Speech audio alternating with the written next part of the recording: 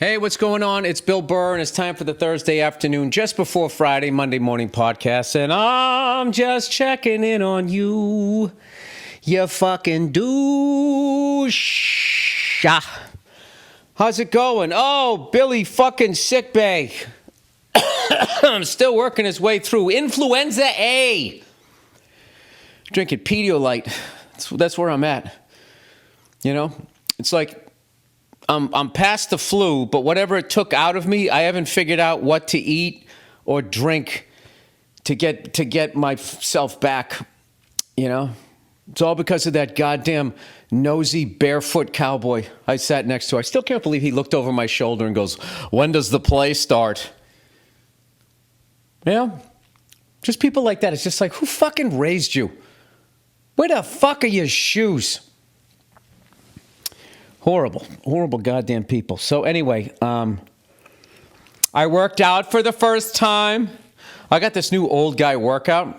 It's fantastic. High reps, light weights, 2 sets of everything. Fuck this 3 sets. I've done that, I already did that. When I was a young man, I used to do 3 shows Saturday night. I don't fucking do that anymore. I do 1 fucking show. All right? I come out with my walker on stage. God damn it, that's it.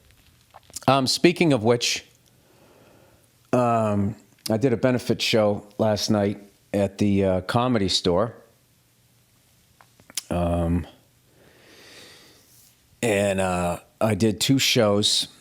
I'm not even going to get into the tragedy of it. It was just fucking one of the worst stories ever. But anyway, and I'm not going to lie to you, old Billy was sweating it there. And not because I'm coming out of the flu there.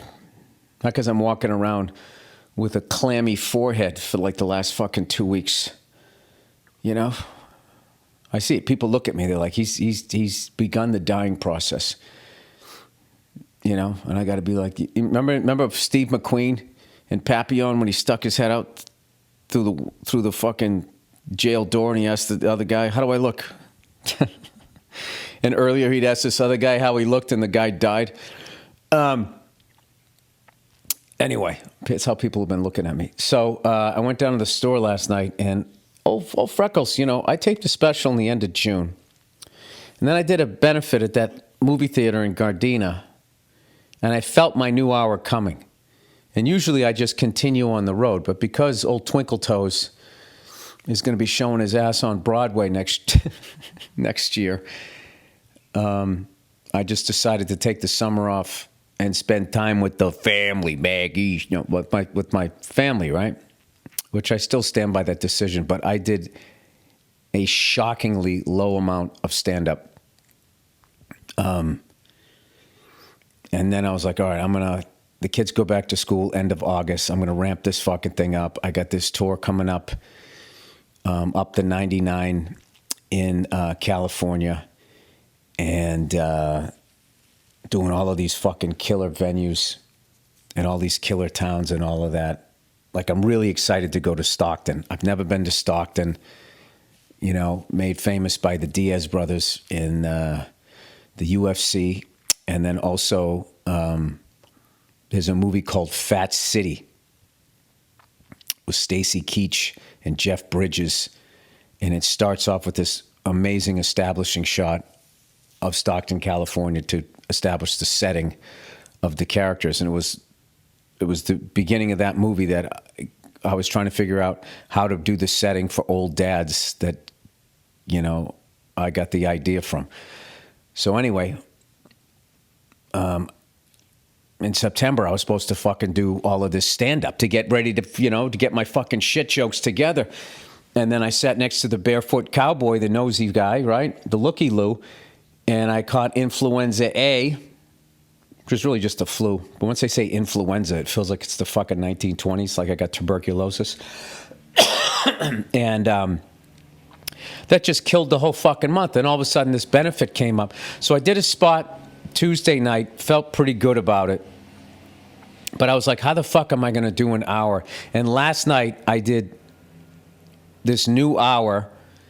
And I did 1 joke from my old act on each show, a different joke. And even on the second one, I left out this long story that I told in the first one. And old Billy's got his new fucking hour. You know, my lovely wife came down to the Comedy Store. And I was talking to a buddy of mine going like, you know, I am so fucking happy I know how to do that. And he was saying, how do you do that? Like, how do you just go out there and wing it? I'm telling you, it's this podcast. All of these years of just fucking sitting here talking and acting like an idiot over an hour, I can just turn my brain off and just start talking.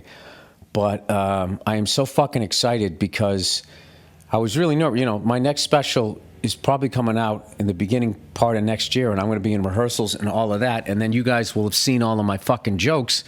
And then I can't go out and tour and do the same hour. I was in a fucking pickle there. So I was so excited. I did 3 shows last night. I did an hour in the main room. Then I went upstairs to the belly room. I did 15 minutes. And then I came back down and did another hour. And it was just like the old school days at the store of just hanging there the whole night, riffing, and just the fucking craziest shit. I said some of the most fucked up shit, just like random dumb shit last night, and it just was all turning into bits. So this is how the game of comedy works. It went great last night because I was just up there not thinking. So the next time I go to run my hour, what I'm going to do, don't you see, is I'm going to be mentally where I was last night rather than present, and then that whole hour is going to shrink down to about 39 minutes, and then I'll be panicking again. But right now, I am in a great fucking mood. I am in a great mood. So thank you to everybody who came out the store last night. Despite the underlying sadness, it was a positive thing and a healing thing for everybody involved. Also, what else? Yeah, so I worked out. I like doing fucking 2 sets of curls instead of 3. 2 sets of curls and you're on to tries. Like, what am I, fucking trying to be Mr. Olympia? You know, those days are over. I don't take HGH or steroids like half the fucking country now. Not half the country. I'd say a third of the country is on steroids and HGH, and then like another like 40% is on like Ozempic. And then there's just the naturals, just fucking riding it out, you know. Old Billy Parfait having a little Greek yogurt, trying to get the stomach right. Little Pedialyte, shuffling around town at this point, all right? I'm not ready to pack it in. So anyway, I got this tour coming up. I have my shows in Paris. I got this show in Tacoma, right? I got the shows in Tacoma. And I'm fucking ready to go. I am sitting here right now, like chill in this chair, legs crossed, not a fucking care in the world. That's how great the shows went last night. This is what this podcast is going to be. It's just going to be me sitting here complimenting myself. You know, I'm so psyched. The presidential election, whatever the fuck this is, the running of president is almost over. God bless anyone who's just sat there and just watched any of this fucking bullshit. I really do love how, like, it's becoming more mainstream for people to be asking what the fuck is going on with our food supply. That is a really, really, really healthy sign that there's still a fucking democracy here, that you can do that, because the laws about it are crazy. You know, there was some woman in front of the Senate going like, why do Fruit Loops look like this in Europe and why do they look like this here? I guess in Europe they're not colorful, and ours are full of all of this fucking, I don't know what. I mean, literally everything. I was reading this shit that what's in Cheerios. It's like, what are they doing? I'm telling you right now, these fucking people should be hunted down and they should get the death penalty. Like, what they did to the food supply is literally terrorism on your own fucking people. It's treasonous, it's terrorism, and you watch all of these red and blue tie cunts just look the other fucking way, you know, so they can get their fucking Cape House down in fucking Narragansett Beach or wherever the fuck these people go, wherever the fuck they go. My favorite thing is these ex-politicians going out and buying up land that sits on aquifers, because they're not going to do anything to try and stop the corporations from destroying the planet. So they're like, we might as well profit off of it.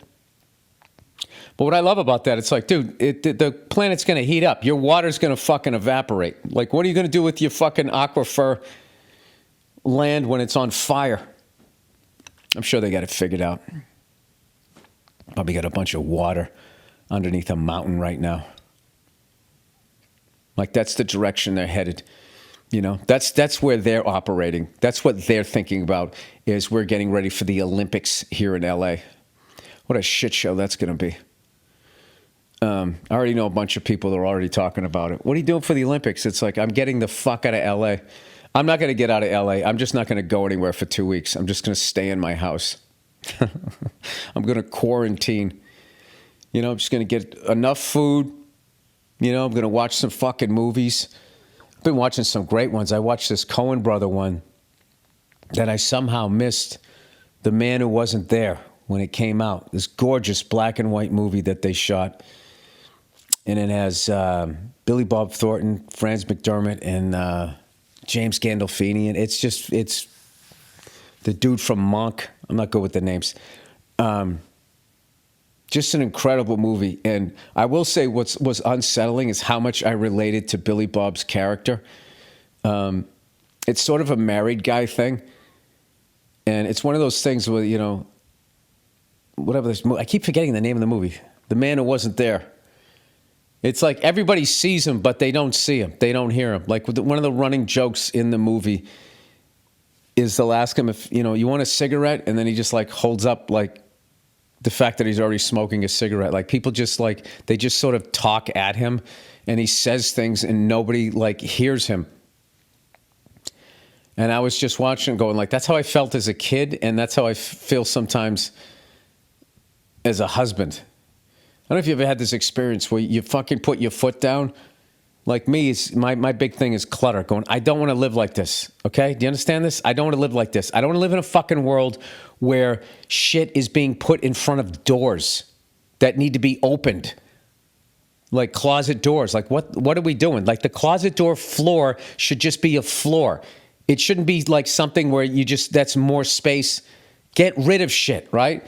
Yeah, right? What do they do after all their yeah shit? What do? They fucking continue to buy more shit and not throw anything out. So, and then what happens? And then you flip out. You finally flip out after fucking asking and talking and communicating about it. And then you become the bad guy.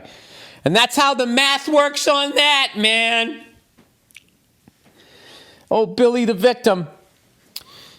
That's a great thing about doing a podcast yourself. You know, there's nobody there to disagree with you and your version of the stories. So, I know I'm still coughing here, but like I was coughing way worse. So this is sort of the last little bit of it. I'm still not drinking coffee. I'm trying to switch over to tea. I don't know. I had this shit the other day. I had this green tea with jasmine.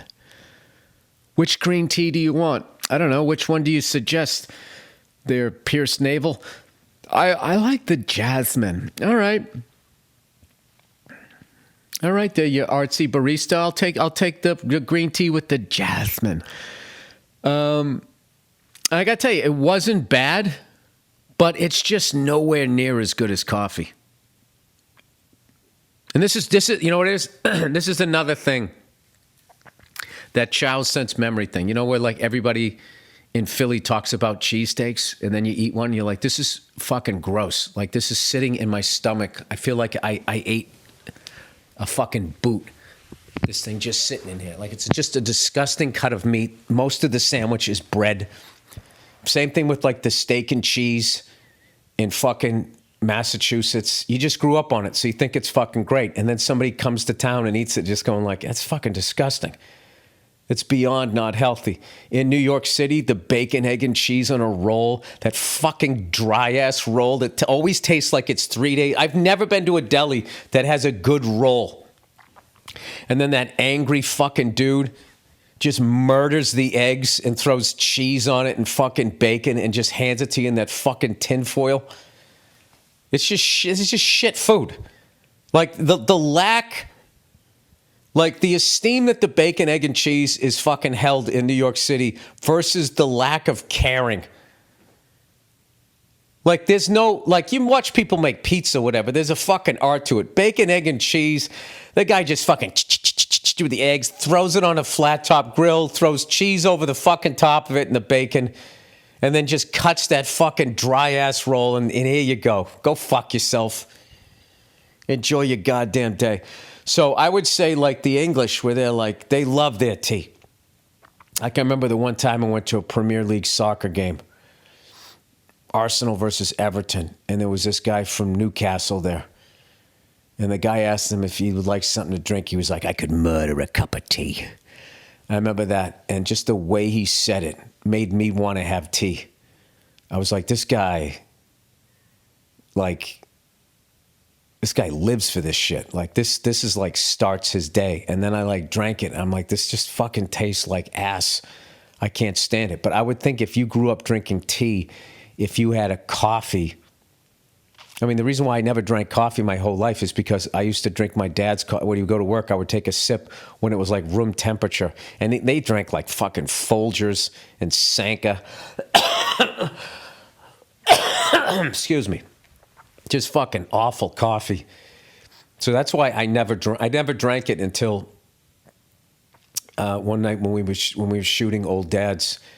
It was like the third day of shooting the movie, and somebody had a ambiguous test for fucking COVID, so they had to stay out in the car, and it was just the whole shoot at night was turning into a fucking nightmare. And what was supposed to take a certain amount of time was going to take like 1.5 times that, and I was fucking nodding off, and somebody got me a coffee. I don't know, cappuccino, and I had that, and it didn't really taste good, but it woke me up, and then that's when I got fucking hooked. So now I'm off that shit. I made my wife a decaf latte this morning, and I don't know. It's like being a junkie, you know what I mean? I was cooking up the fucking works and it made me want to have another cup of coffee. I'm like, you going to go back into that life again, Bill? I kind of like the life of no coffee, where in the afternoon I get tired like an old man, and then I just take a 20-minute nap and I feel like $1 million because I've been, I almost said I was reading about this. I didn't read about it. I've just been hearing about all of this, that like if you don't get enough sleep, like you don't clear your brain, and like that's that clutter that ends up leading to cognitive issues as you get older, like dementia and Alzheimer's. I have no fucking idea. I have no idea if anything that I've said in the last 17 minutes is even remotely true, but it sounds good to say it. So that's what I'm going with. And that's it. Last I checked, my Red Sox was 78-78. Oh, win some, lose some. I still think it was a great season. We just got to get a couple of fucking things going on there, you know? And I don't know, we will forge ahead. But I like this base group of hitters and fielders that we have. Just need to shore up the pitching a little bit. And I think, we got a great manager and all that. And I think we could be, a couple, 2-3 years, who knows? Maybe we could win another one. And I just love as a Red Sox fan that I believe that we could win another one. As opposed to fucking growing up thinking they were never going to win it. So anyways, as I mentioned, my lovely wife came down to the Comedy Store last night, which was fucking awesome. She came down for the first show. She didn't stay for the second show. I mean, she lives with me. I mean, how much can she fucking listen to one man talk? But anyway, I'm going to go see Francis Ford Coppola's new movie tomorrow. He self-financed it. So I think if you're a fucking American and you don't like corporations and these fucking tech nerds that are consolidating every business and just getting rid of jobs and keeping people's salaries for themselves so they can have these disgustingly huge fucking homes as people live under bridges, if you want to support that, keep watching streamers, But this guy put all his fucking money into this. And just like Costner, I think you should go out and you should fucking support these people that are doing this stuff outside of the normal system. That's just my 2 cents. All right. Let's read a little bit of the advertising here. Open phone. Speaking of which, my phone's fucked up right now. I can't figure it. It won't pick up any cellular signal unless I'm in my house. Have you tried shutting it off? Did you go into settings? Did you shut off the cellular data for a minute and then turn it back on?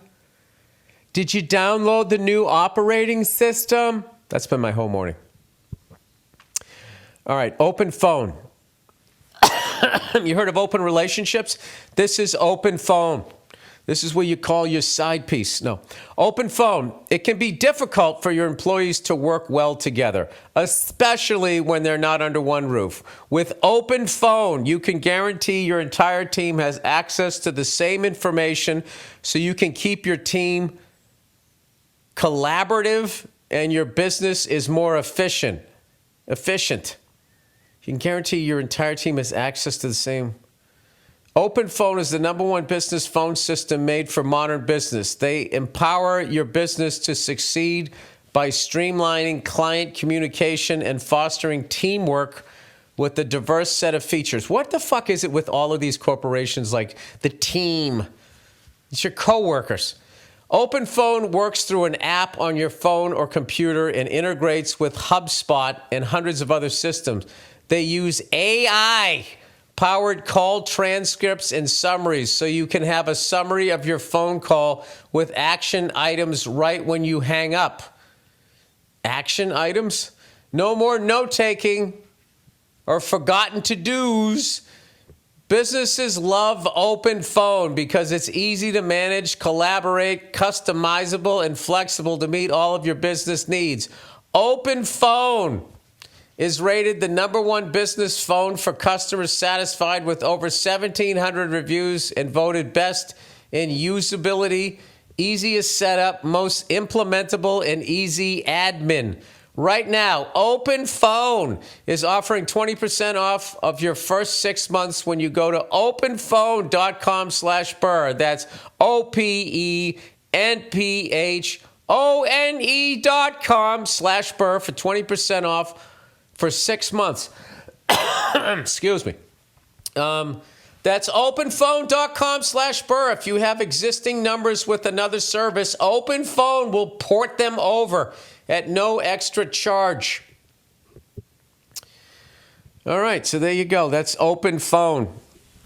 If you don't want a private phone, go to Open Phone. And its AI will have a transcript of every fucking thing you said on the phone call. No more note-taking. Is it that hard to take a fucking note? I don't know. I'm an old man. I don't understand kickoffs in the NFL anymore. I just find them amusing. I feel like they're just adults playing 1, 2, 3 red light or 1, 2, 3 green light.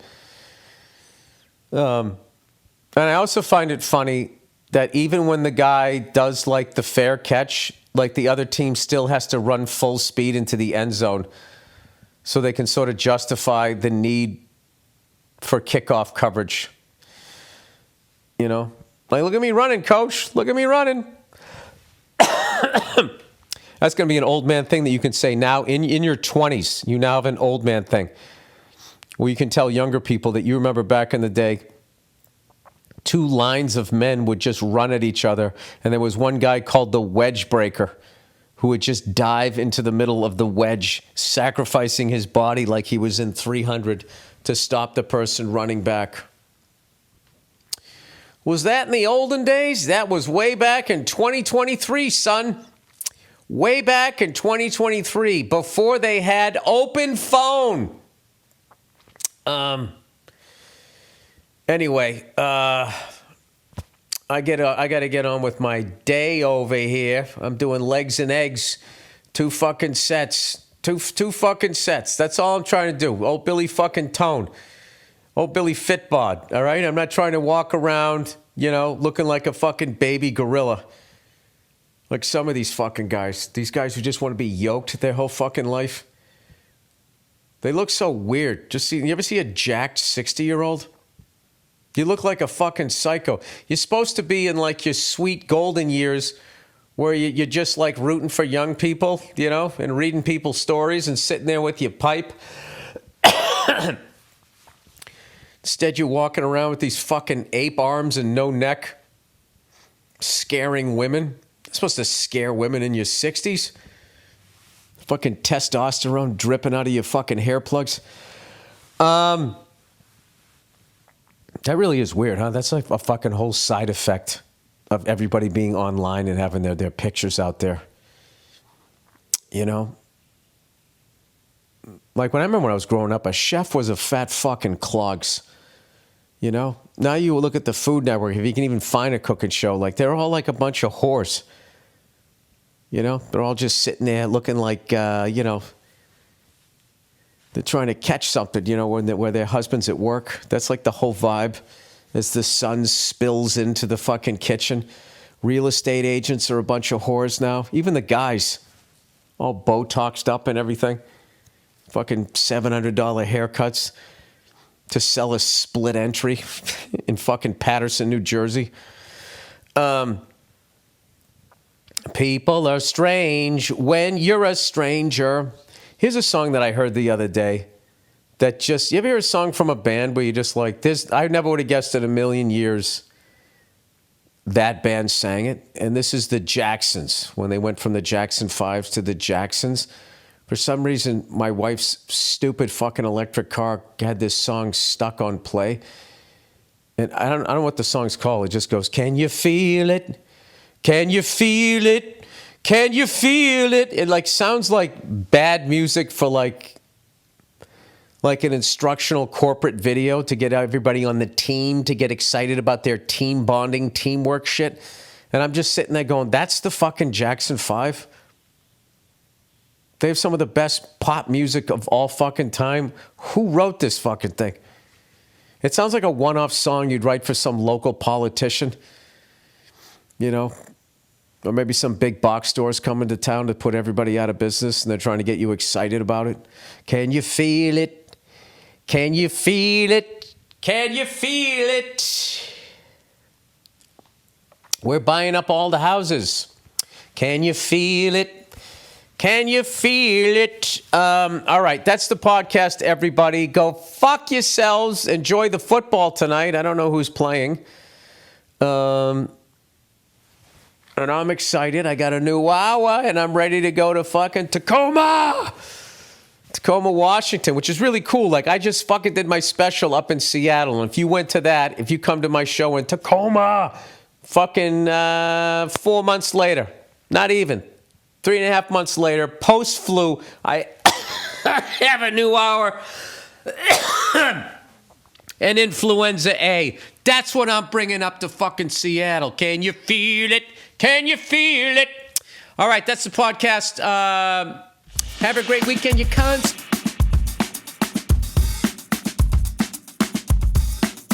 Hey, what's going on? It's Bill Burr, and it is time for the Monday morning podcast for Monday, September 26th, 2016. What's going on? How are you? Yesterday, September 25th, was the 36th anniversary of the death of John Bonham. Why do I know that? Because I'm a nerd. All right, let's get into the podcast this week. Now, I don't have a lot of time to fucking sit here and try and brighten up your goddamn Monday. Okay? I've been doing these podcasts since 2007. All right? At some point, I have to kick you people out of the nest, and you have to learn how to find your own chuckles, your own happiness on a Monday. I don't know what I'm talking about. Anyways, let's just get right into it. People, last Thursday evening, if you owned a television and you had it on, okay, if you're not one of those annoying readers, you know what I mean? You know how annoying readers are. They can't just go and do it. They got to let everybody know, I don't watch TV. Oh, good. Well, guess what? Now we have nothing to talk about because I don't give a fuck about, this is how little I read. I can't even name an author other than like Stephen King, and I know he's not one of the classics. You know, well, maybe he will be someday. Maybe The Dead Zone will be right up there with, what's the guy's fuck? Crispus Attucks. Is that the guy who started the Revolutionary War? Was he the first guy who was killed? Or did he write Scrooge? What the fuck? was that guy's name? Now I know it was Christopher. It was Christopher something. I read the fucking book. I read it. You know something? I read a bunch of classics because I was sick of people bringing them up and I didn't know what they were. You know, the Prince and the Pauper. I read that one. I read The Count of Monte Cristo, which was like a fucking 600-page book. I read the whole fucking thing with my ADD. I mean, it took forever. Great book. I give it a thumbs up. Moby Dick, I couldn't get through the fucking thing because they kept breaking down whaling like I had nothing better to do, right? Like there was no TV and internet and all that shit in my life. Like the books from back then, if you get like the original like copy of it, like how it was actually written, you understand the astounding level of fucking boredom. You know, you didn't have a car, you didn't have any money. You'd be lucky if you had fucking shoes. Okay, and if somebody was nice enough to actually teach you how to read, you had a book, like your heart was fucking racing. Oh my God, I have a book. Right? And you get excited. You know, what was that book? One of those Huck Finn, Tom Sawyer things. Like if you whitewash the whole fence, we'll give you an apple. And he was excited. There weren't any Snickers, right? It was a fucking apple. Nature's sugar, as they say, right? And he was all fucking, he painted a whole fucking fence for an apple. I love the apples are free. Just walk up to the goddamn tree and you take it, right? Just like how this country was taken, right? We just walked right up, we just took it. Hey, you guys are already here. Yeah, move out, clear it out. Keep moving, back it up, white people coming. Right? It's probably the nicest way genocide was ever described. Hey, could you guys just back it up a little bit? Yeah, but now, you know, now there's no reason to read. And pretty soon there's going to be no reason to even interact with other human beings. Now, when they make these, not only these sex suits that they're working on so vigorously, I believe in Asia, as far as the videos that I've seen. Now, none of this, believe it or not, has really been researched. I can't remember who the fuck, if it was one of you lunatics who sent me the thing, or if I saw it on TV. I never remember how I get information, but I distinctly remember seeing somebody laying down in a suit. Actually, it might have been the writer's room at F is for Family. I don't have any fucking short-term memory anymore, right? It's probably all the fucking GMOs in my food, according to the hippie people down there at the farmer's market, who go, look, man, this is how big a chicken's supposed to be, man. Those fucking GMOs, man.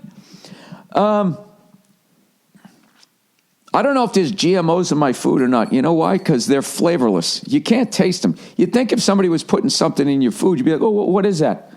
What is that? I don't know how they're flavorless. It's kind of weird. Anyways, the fuck was I talking about? Oh, yeah, so this fucking guy was laying down in it looked like he was wearing one of those, remember the gimp from that Tarantino movie, right? Fast Times at Ridgemont High. What the fuck was it? Pulp Fiction, right? They had the gimp. Well, he had a gimp suit on, except it was like white. And I don't know if they just covered up his face so he wouldn't know his identity. But he was like, he had this fucking mummy thing on. He had the virtual reality glasses. And then there was something on his dick. I don't know what it was doing. It was like the fleshlight, except it was the automatic version. No, the fleshlight is automatic. That's battery powered, right? That is the creepiest goddamn fucking thing in the history of man. I remember time I was doing a podcast and this person had one. And he goes, look at this thing. Check this thing out. It was like, you put your dick in that? Anyways, the dude was just laying there. What I'm trying to say is they're working on these fucking virtual reality sex suits, okay? So once these things, they get them to a fucking level, like, look how good they've made video games, okay? And I haven't played since Grand Theft Auto 3 because that game was so fucking great. It just took over my life. I can't imagine what they're like now. So what I'm saying is, once they have the sex suit things going on, like, you're gonna deal with your wife? Would you even have a wife? I don't want to hear that horse shit about companionship and blah, blah, blah, blah, blah, and all of that crap. You get that all out of the way when you put on your mummy suit. You know what I mean? You lay down, you fucking dial up whatever you want. Hey, I want to be in a pizza parlor. I want to have fucking mozzarella sticks, right? And then this chick comes over and goes, here's your check. And then I say, I ain't got the money. And then for some reason, she blows me. But can I dial up where I can actually also be eating the mozzarella sticks? And you know, Siri will be in there and be like, I don't think that'll be a problem. Ding. And then it's going to be happening. When you can fucking do that in the future, it's a wrap. It's fucking over. You know what I mean? I wonder if he gave like a sex offender, like one of those suits, would he stop fucking trying to snatch people? You know, be like, dude, dial up whatever you want, you fucking lunatic. Just stay away from us. Probably wouldn't, you know what I mean? Because at the end of the day, you know something, you know what would be fucking hilarious? Is book readers would actually still be fucking real people. Be like, yeah, you know, I don't have a sex suit. I like the actual, you know, I thought the person was better. It's like, will you shut the fuck up? Wow, I don't know what the hell just happened. I don't know how I got on that. What was that, fucking 8 minutes of shit? All right, 52 to go. It's not bad.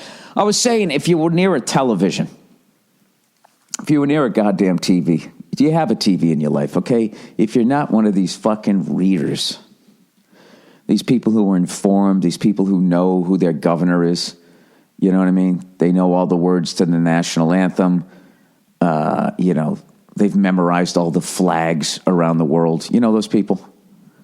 They just can't get enough of doing excruciatingly boring things. You know? They're the kinds of people that when they buy something, they like read the instructions, the whole fucking book. They know how their whole phone works. These are all the people that, you know, you don't really hate them, which you hate yourself. Because you know they're doing the right thing. There's nothing worse than when you're a fucking dope like me to be near somebody that is doing the right thing. Because when you see them doing the right thing, there's that voice in the back of your head that you really try to drown out. You know, that's saying like, Bill, that's what you should be doing. You know you should be doing that, right? You know if you did that, you know, you'd stop having these ridiculous rants about technology and how fucking stupid it is. The reality is you lack the focus to get through an 8-page pamphlet, most of which are pictures with arrows pointing at the shit that the words are talking about. You can't get through that. And this person reminds you of that. So rather than being a fucking adult and just sitting down and opening the fucking booklet, you start yelling at the thing like it's a person. This is really just sort of therapy. I tried to set up Apple TV the other day, and you know, I know how I am now. I just told my wife to do it. She's like, I have to do it? I said, yeah, you have to do it, right? She goes, why? I go, because you're wired, no pun intended, better than I am for these types of situations, right? So she fucking, I'll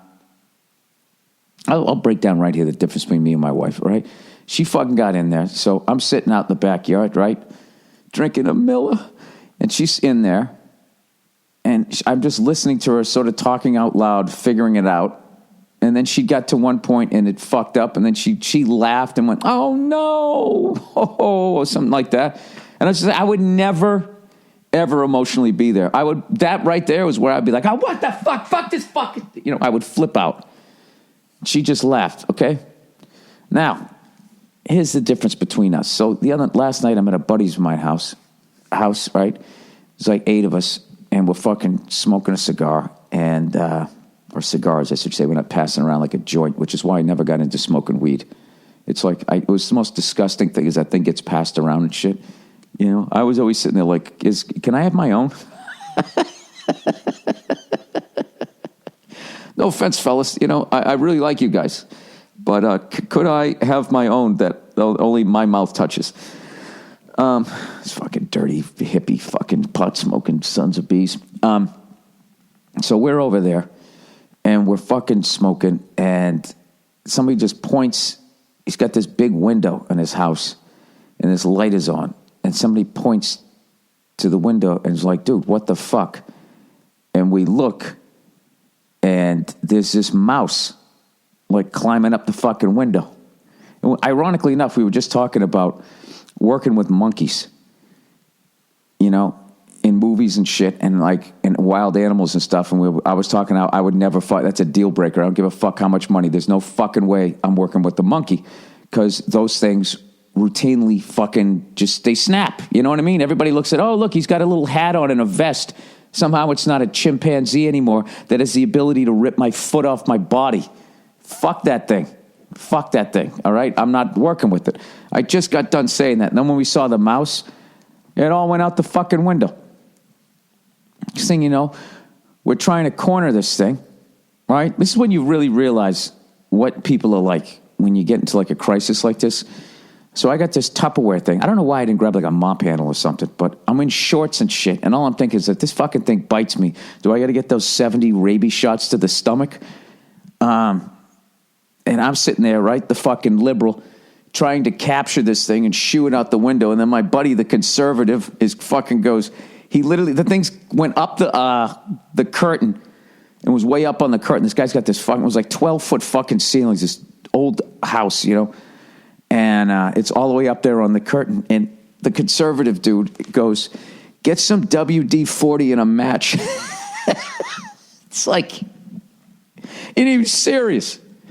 It's like, dude, you want to burn this? You want to hear the sound of a mouse burning alive? You want that on your fucking hard drive? Not to mention, it's on curtains. You know, I don't know what sort of sniper you think I am with this fucking shit. I'm not doing that. So anyways, so the thing fucking like lightning quick. Like I threw the Tupperware at it to get it to crawl back down the curtain. We're like, where is it? Where is it, dude? And like fucking Barry Sanders zigzags between all of us, takes off down the hall and goes through the only open door into the bathroom.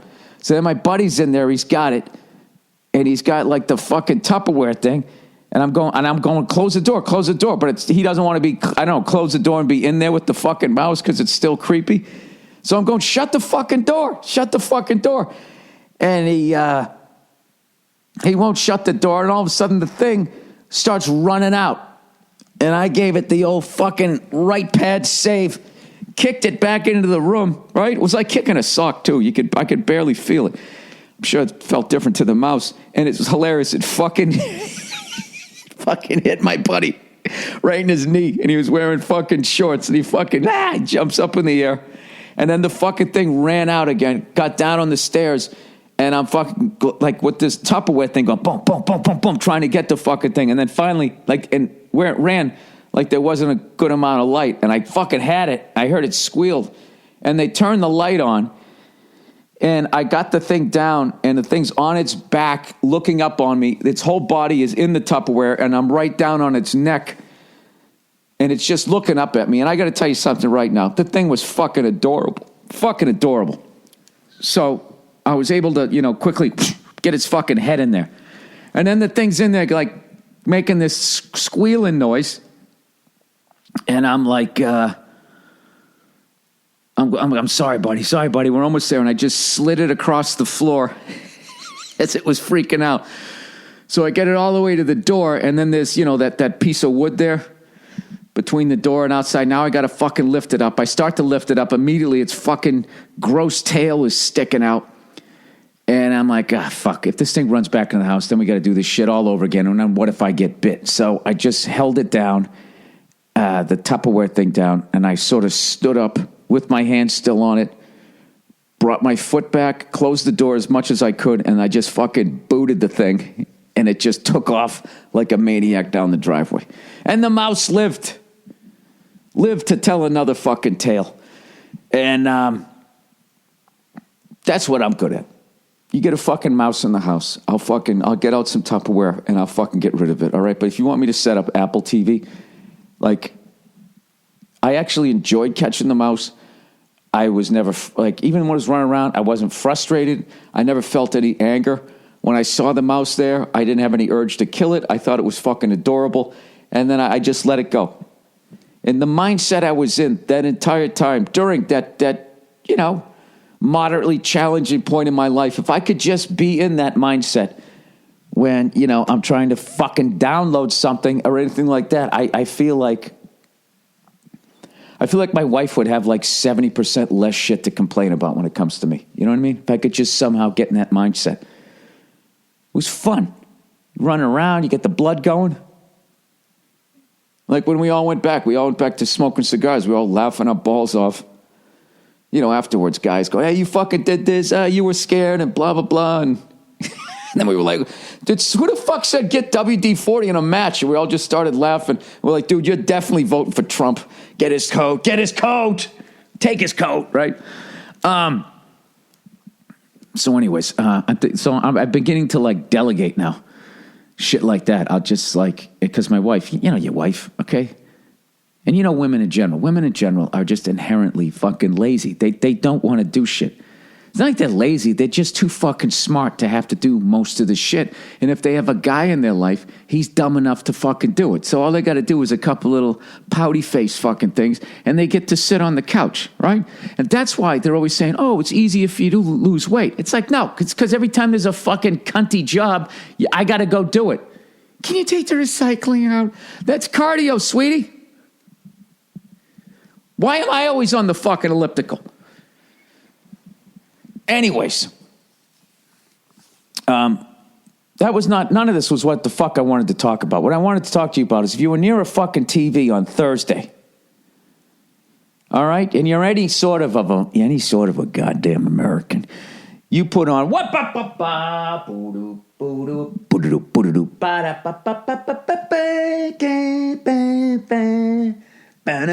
bam.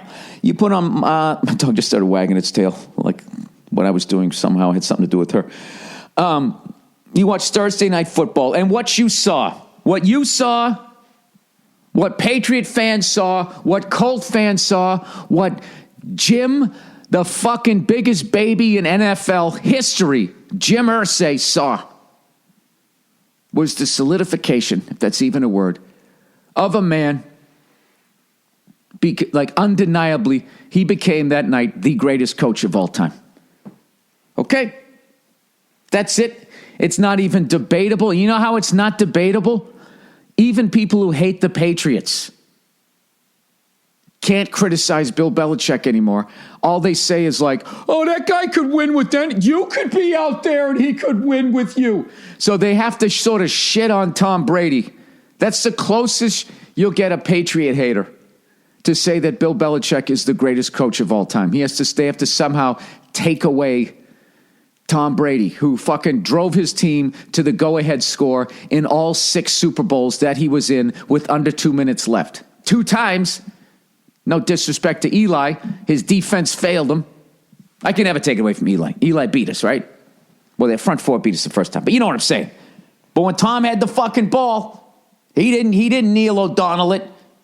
He Joe Montana it to 6 fucking times. 6 for fucking 6. I don't give a fuck how great a coach you are. You can't teach a guy to fucking do that. And all these fucking dopes out there who are acting like because we beat the Texans in week 3, that's the same fucking thing as, doing it the first week in fucking February. But anyways, what you're really seeing in New England is the greatest coach of all time. The devastating combination of the greatest fucking coach of all time. Arguably top 3-4 quarterback of all time. All right? Because I'm open. Johnny Unitas, Joe Montana. Joe Montana needed 4 attempts to win 4 Super Bowls, not 6, So I give him the edge there. And there's always some other fucking guy and somebody can give me a good argument for. And I say, all right, fucking throw him this. So Tom's like, whatever, 4 or 5, whatever the fuck you want to say. Even if you put him at 5, that's still, ridiculous. All right? And then our owner, I think, is on his way to being top 3 owner of all time. And if you want to fucking argue with me, here's his 3 coaching hires since he's been there. Bill Parcells, old Pistol Pete Carroll. Before anybody knew Pistol Pete was a fucking great coach, he hired him. And Bill Belichick. Okay? Bill Parcells, Pete Carroll, Bill Belichick. And fucking 26 years owning the team, 24 fucking years owning the team. That's who the fuck he's had. His quarterbacks, Drew Bledsoe and fucking Tom Brady.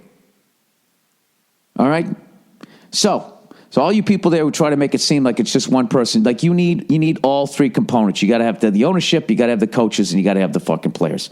All right? However, of the three-headed monster there, one of them is without a doubt the greatest of all time, and that is Bill Belichick. And that's why I actually tweeted that Patriot fans are actually enjoying this suspension more than Jim Irsay. And it's fucking true. Because if we fucking somehow beat the Bills next week, all right?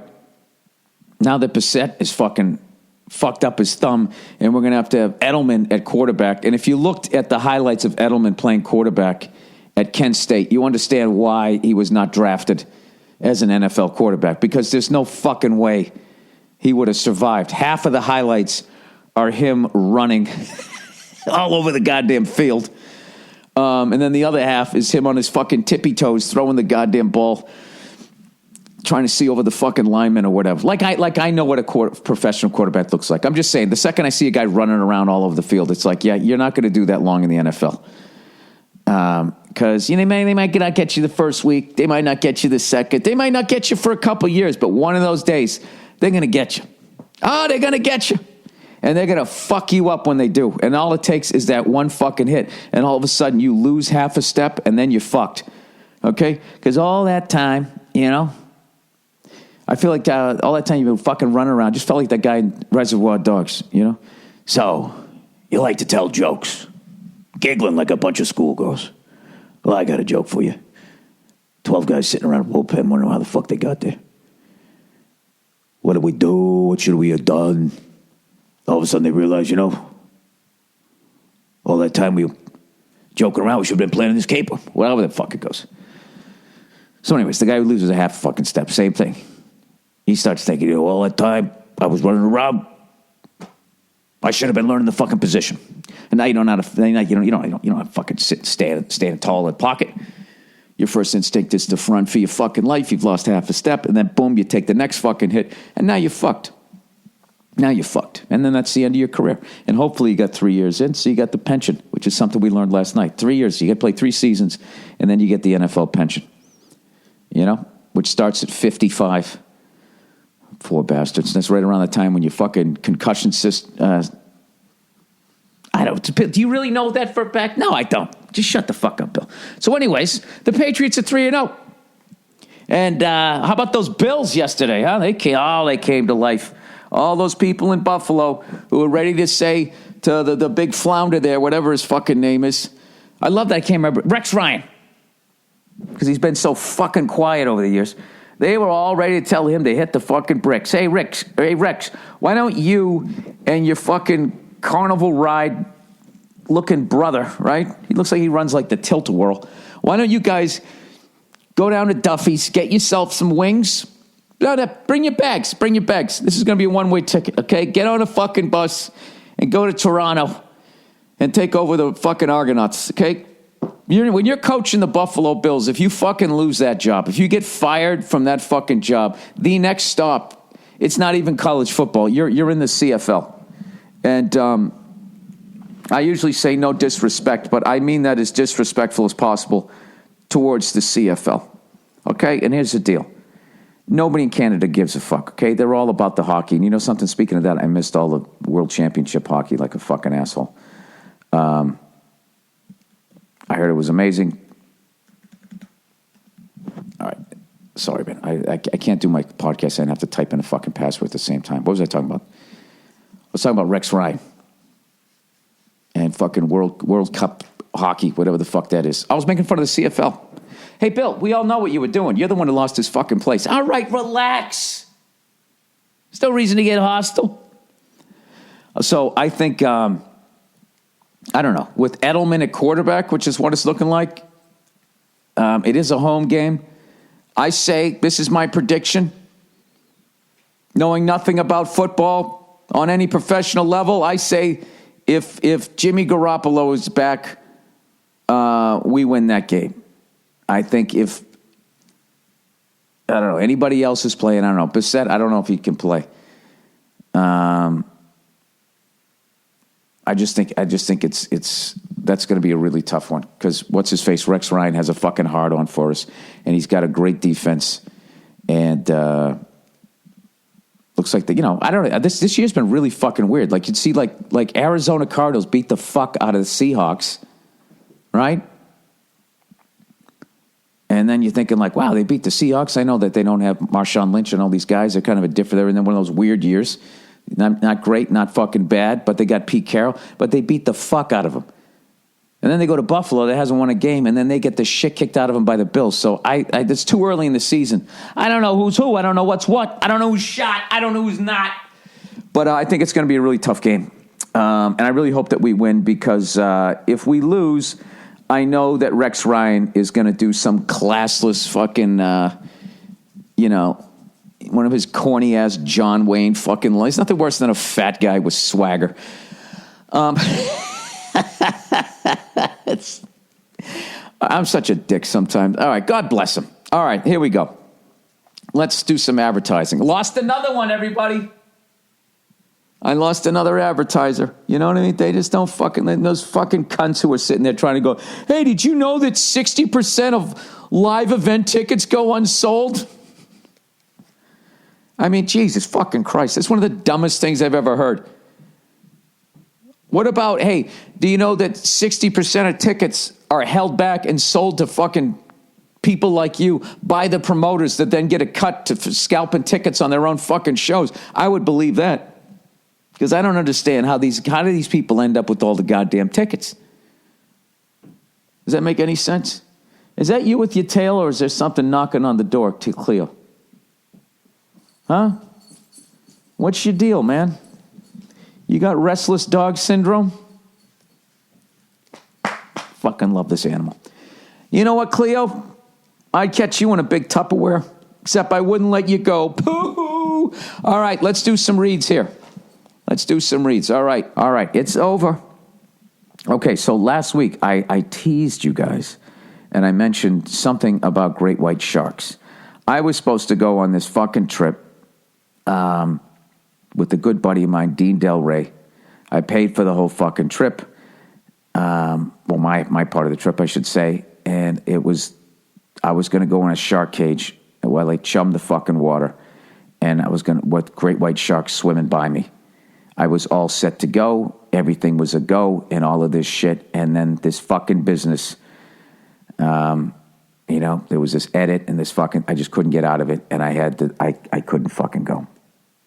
And I was devastated, but I'm happy that I got done what needed to get done. And if you guys want to see what I missed out on, go to Dean Del Rey's. I'm sure he's already uploading pictures. He's getting back now. And he's the reason why I went, because he went years ago. And dude, like the pictures look like Discovery Channel shit. And I'm terrified of fucking sharks. But I want to see a great white shark at some point in my life. And that's to the universe in a safe fucking way. I don't want to be on a sinking ship and be like, oh, I finally got to see one, right? So I wasn't able to do it. So not only do I not get to do this, okay, and I end up having to edit all these fucking episodes and shit because even though the show isn't coming out until spring of next year, we're still in crunch time because that's how doing a show works. There's never enough time. There's never enough money. They can't fucking, it's just, and you're always behind. Somehow we just have to fucking get this done now or we're going to be fucked. We're going to be fucked. It's just that 24/7, right? So I'm glad that I did that, but fucking blows. So anyway, so I'm back here. All right. And I'm driving around Los Angeles and at rush hour, I pull up to this fucking stoplight and it's like, there's 2 lanes of cars. All right. There's like 2 people in front of me. I stop, and next to me, there's 3 people, and that's as far, I don't even look in the rearview mirror, and I'm just sitting there. 1 1,000, 2 1,000, 3 1,000, 4 1,000, and then I hear what sounds like a fucking explosion, just boom, and I went whoa, and then I don't even remember somebody hit my car, right? I don't even remember feeling that. All I know is I just saw this fucking Prius just driving right down the fucking middle of all of the stopped cars. Just went right by me. Sorry about your ears right there. Just, right? And just side view fucking mirrors just flying off every car, right down the side of my car. and he just comes to, or he or she comes to a stop. All the airbags deployed in this person's car on the side. I couldn't even see who was in it. So all I'm thinking is like, oh my God, fucking obviously classic example of texting while driving. This motherfucker was looking down and at the last second was like, fuck, and just tried to shoot through the middle. So I hate when people get into little fender benders like that and then they just get out of their car and they leave the car where it's at. It's like, will you just drive the fucking thing over? Get it out of the fucking way so people behind you can get out of there. So what I did was I pulled, there was like a street, a couple feet up, and I just pulled into that street and pulled over. And the person still hasn't gotten out of the car. Everybody else that this person hit is out of their cars now, and we're waiting for this person to get out. And I'm thinking like, oh my God, like, are they unconscious? Did they hit their fucking head? I mean, that really sounded, the impact was unbelievable, right? I get out of my car, and all I have is this on the side of my car. All the person got was the side view mirror, but it's bent all the way the fuck back. So, like, basically, you could pull up next to me, and you could like brush your teeth in the mirror because it's pointed right at you if you were parallel to me. So finally, the fucking car door opens, and I actually felt bad for the person. I was like, oh my God, they're going to be so embarrassed. They're going to be fucking mortified or whatever. And it was the exact opposite. This dude gets out, and he just starts cursing everybody out. He got out of the car yelling at us. This fucking guy just hit 5 people. And he's like, you motherfucking fuck you. And he's going, fuck you, you fucking bitch. And people, now of course people are videoing this person. All right? And he starts, you fucking bitch, you fucking, this is the person you should be, get video of her. You fucking fuck all you guys. And well, I'm like, this guy was like, he was so fucking committed to yelling at us for half a second. I started thinking like, yeah, what did I do wrong when I was just sitting there at the traffic light, not hitting anybody? So the funniest thing ever, right? These people start to engage this person in the argument. It's like, why would you waste your time arguing? This guy just hit 5 people with the car, and he's yelling at us. He's literally knee deep in side view fucking mirrors. Like, do you really think that you're gonna say anything to this guy, and he's gonna stop mid screaming and be like, oh yeah, okay, fair enough. Yeah, that's a good point. Didn't look at it that way. So I just start laughing. I mean, it was fucking hilarious. This guy just hit 5 fucking people, and now he's yelling at us. It was fucking hilarious, right? So he gets into his car, and he grabs like 3 backpacks, and he puts them on himself, and he goes, get used to it. This is what LA is going to be like. And everybody's like, whoa, hey, post 9/11. What the fuck does that mean? He yells at the lady more, calls her a bitch another couple times. And I don't know if they were both fucking jockeying for a position or he felt she cut him off, but I think this guy just went total fucking road rage. He just picked a spot, and he's like, I'm fucking getting there before you, and I don't give a shit.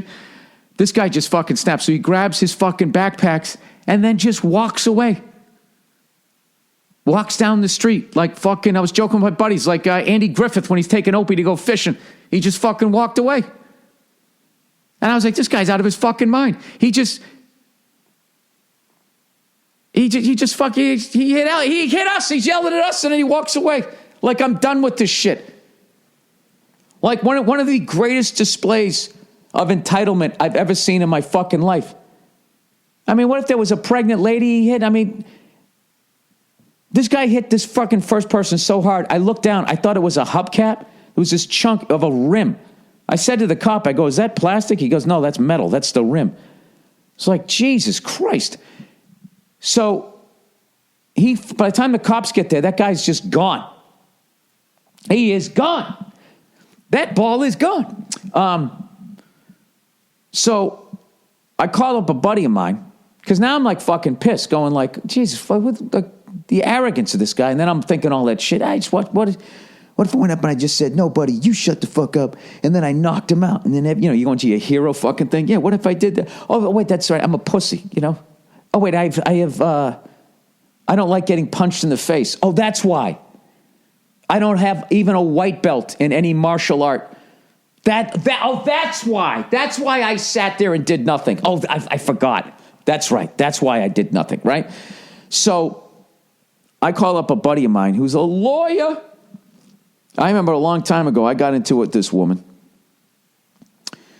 And we went up to the stoplight, and she was like, she beeped at me, so I beeped back at her. And she beeped at me, I beeped back at her. And then she just fucking hammered the horn all the way up to the light, like 400 yards. Beep, stops and holds it down and is staring at me in the rearview mirror. What? And the second it stopped, she held her horn down for 30 seconds. And the second it stopped, I just went beep. And me and the woman I was with fucking started dying laughing at her. And then she all of a sudden put her car in reverse, backed into me really lightly, and then got out, reached into her glove box. And I sat there like going, oh my God, is she getting a gun? What the fuck? And she wrote down my license plate number and then drove away. And I, of course, thought nothing of it. I was a young man. And next thing you know, I'm on the road and I get this, I'm checking my voicemail. It's like the 90s. This is how long ago this was.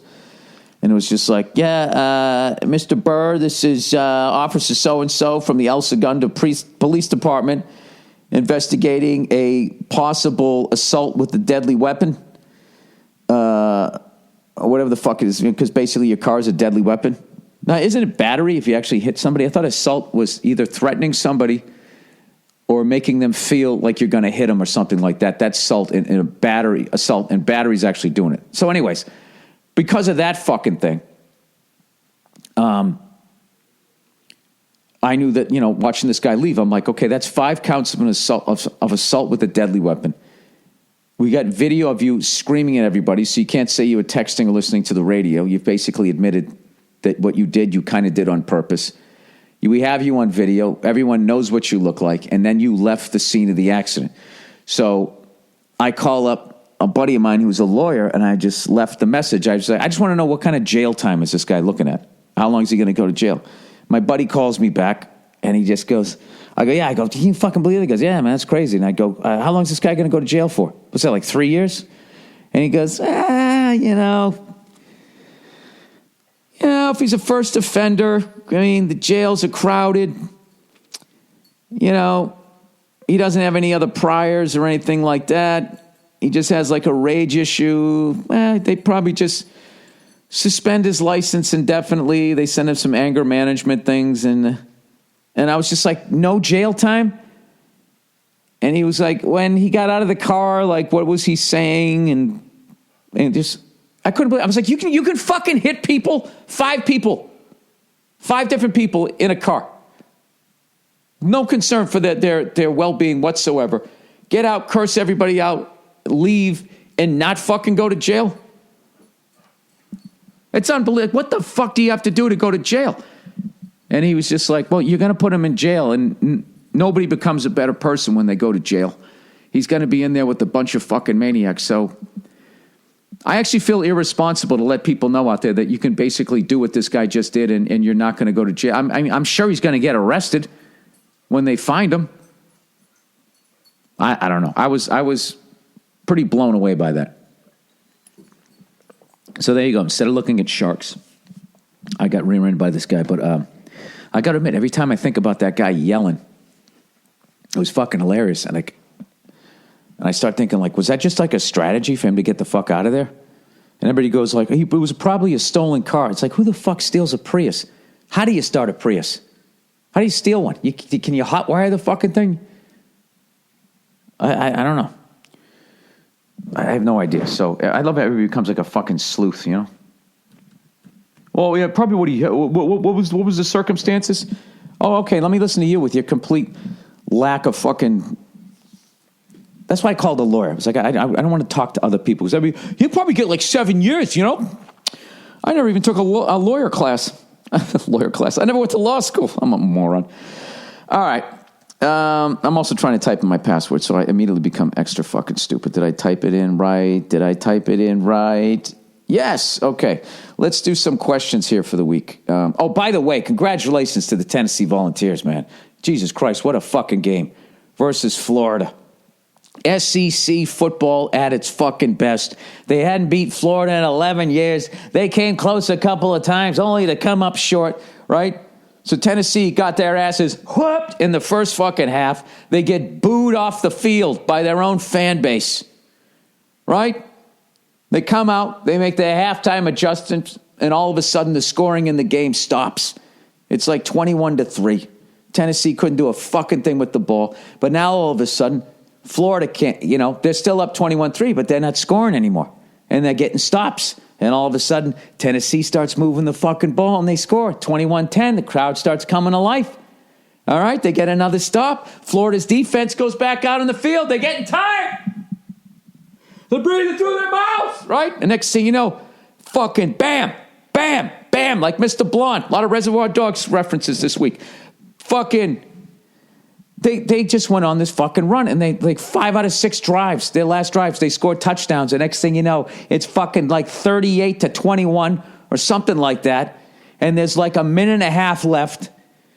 And one of the coolest things I said, they went up into Tennessee's, like the coach's box when they're up there, the guys down there, the fucking, the generals up there, right? And they circle this one guy. Gary Danielson circles this one guy. He goes, you see this guy right here? And they had this total intense look on his face. He goes, that guy was brought to Tennessee for one reason, to beat Florida. And I was just like, that's the fucking shit. That's like one of the badass things. Like, what are you doing here? What are you doing here in Knoxville? And you can actually legitimately sit at a bar and be like, I came to Knoxville for one reason. That's to beat Florida. And not be total. It wouldn't be as cheesy as that. You could actually fucking be telling the truth. So the guy was brought in for one reason, and that was to beat Florida. And the fucking guy did it, and he showed no emotion until 3, 2, 1, and then when it was over, he jumped up and hugged the guy next to him. And that's just, I can't imagine how much money is getting stuffed into the front pocket of his fucking button down by all those boosters. The boosters, man. What a fucking game. People were going fucking crazy. It was just, one of the. It was everything. Vern Lundquist said. He said, if you don't like that, you don't like college football. He didn't have a southern accent, but I don't know. It was Tennessee, man. And once again, bucket list. I want to go to a Florida Gator home game, which I'm fucking going to in a couple of weeks against LSU. Speaking of which, happy trails, as they say on PTI to Les Myers. Had a great fucking run there. I mean, that's how it always ends. It always ends with you getting fired. So as much as people bitch, moan, and complain about the guy, he did win a championship. I know people, that was Nick Saban's team. Go fuck yourself. Okay, so it was Nick Saban's team. And you know what? He didn't drive it into a fucking tree, and they missed the playoff. Like a certain guy who went 11-5 with the Patriots the year after the fucking Super Bowl. The Matt Castle debate. Holy fucking shit. That will never end. Dude, Matt Castle. Well, what about when he went to Kansas City and he was so bad that they cheered when he fucking got hurt? Well, that was because that was Kansas City. Well, Joe Montana went to Kansas City, and all of a sudden Kansas City went to the playoffs. Playoffs, right? I just don't know how fucking more basic it could be. But no, you're right. Matt Castle, Tom Brady. Yeah, there's no difference. Oh, Jesus. All right. Hypodermics. Hydrophonics. Dear Billy Baldo, the Bullock Brain. Bullock Brain. Bull. You prefer Bull? I'm having a real problem in a startup I'm launching. I'm pitching that about hydrophonics to people who have no idea about it. Is this like a commercial that's disguised as a fucking question? How can I make it relatable to the common man? It's the best way to grow plants using the least land and water with much less chemicals. Oh, dude, you're fucking with blue blood money here. You better keep this on wraps, dude, or you'll just, I don't know, commit suicide somehow conveniently. I made an invention that slashes the costs to less than half of the current system, but pitching it and getting people interested is a big challenge. Any advice? I would do what the Tesla guy did. You just do it yourself, because like the best case scenario is, if what you're doing is true, is you'll pitch it to a corporation, they will buy it and they will never use it, but they will own it and then no one else can use it. Like that's what they would do. So anyways, he said, any advice? hydroponics can really change the global farming for the better. Saw your show in Bristol with my team and really enjoyed it. Thanks, and go fuck yourself. Yeah, I would try. You need to find, for something like that, I would say that you need to find people you need to find the rebels. All right? Those rare people who actually have money and aren't giving it to politicians, aren't best friends with all the fucking cops and just totally in the system. You got to find people outside of that who want to be like, yeah, this is bullshit. Come in here with an idea and let's try to fucking put it to work. I mean, you're probably going to have to give up part ownership of it. There's all of that. But, if what you're saying is actually real and it does work, I would say even if you owned a piece of that, you're going to be fine financially. But now, how you find those types of people, I have no idea. But what I would try to do, I mean, can you literally Google the top 10 fucking people with money that, Jesus Christ, this is all going off the rails. You know what I'm saying? I would not go the corporate route because, like I said, you're either going to fucking, they'll put something in your eggs and you'll have a fucking coronary, or they're just going to buy the idea and take it. So you need to find some rebels, man. People with some fucking balls. And then I would try to go directly to local farmers, show them how it works. You might have to give it away at first, and then that guy will spread the word to other farmers. And, this could be a way that they can compete with big-time farming. Like I would try to sell it that way. That's one of those things you got to do it like how the rappers would make it back in the day. They'd make mixtapes and sell them out of the trunk of their car. Like you have to do it that way. This is going to be the long road. You know what I mean? This is the comic who doesn't have a catchphrase, who doesn't wear the same silly fucking shirt every time, who fucking isn't like, I don't know, doesn't wrap their fucking act around a cause. You're just going to try to just be funny. You're going to have to take the long road with this. But yeah, I think in there somewhere I gave you some good advice. Yeah, I would try to get to local farmers and have one of them use it and say how great it is and how much money they saved. I would go that way, and then you get enough of those farmers doing that shit, okay, using your system, and then you get them to show their results and what they were able to do and how much more money they made using less, and then you go to the guy. Then you start asking around. Then you find the guy. Then you get the money. Okay, now you got a little bit of momentum because you did some of the legwork. You can own more of it. And then you can create that fear like, hey, man, I got another guy coming down to check this out. You want to get in business with me or what? Then you get a better percentage. I would go that route. I just described like a Julia Roberts movie. But I think you could do it. All right. Anyways, good luck to you, sir. I hope what you're saying is true, and I hope you can make a difference because that would be tremendous. All right. Bayer cunts. Hey, Copper Top. Was wondering if you heard about these cunts Bayer. Yeah, the aspirin. Oh, yeah, I heard about this. These fuckers are buying Anthony Monsanto and changing their name to Bayer to avoid the negativity that comes with the Monsanto name, but not changing any of the fucked up practices like GMO seeds and hiding from the public how they are poisoning our food supply, etc. Yeah, how come this never comes up in the political debates? They never talk about it because these guys have so much. We will fucking murder you money if you talk to us, talk about us. As if this wasn't bad enough, I read up on Bayer and come to find out a few years ago, these bastards supplied blood to hemophiliacs who needed blood transfusions and their products and had the AIDS virus in it and continued to sell it after they knew about it. They even admitted to it? Come on. Where did you read this? What in the fuck? How are these corporate fuckheads always allowed to get away with this unbelievable level of greed and soulless, inhuman behavior? These cunts should be tried and executed. Here's a link in case you wanted to read up on this. Bayer admits it paid millions in HIV infection cases, just not in English. What? Thanks for the last. After reading shit like this, I can use a few. All right, I'll look that up. I hope that's a legitimate website and not some fucking lunatic. But that just says that they admitted that they fucked up and paid out. But God knows that corporations, they had those fucking police cruisers that if you got rear-ended, like there was a major problem with the gas tank igniting and these state troopers were fucking burning to death.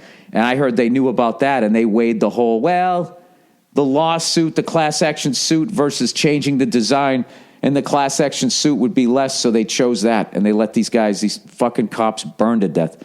So it wouldn't surprise me. This is getting really dark, people. All right. Hillary Health. Dear Billy Bilderberg, I've always known you to be an open-minded and unbiased. Really? That's not how I describe myself. And also an empathizer with conspiracy theories. Oh, yeah, I'll listen to it. Which is why I was somewhat upset about your unawareness last week when asked about Hillary's health. Unawareness? Is that a word? I'm not some guy, well, it didn't get underlined in red, so obviously it's got to be a word, right? I'm not some guy in support of either campaign or party. Yes, you are. We all are.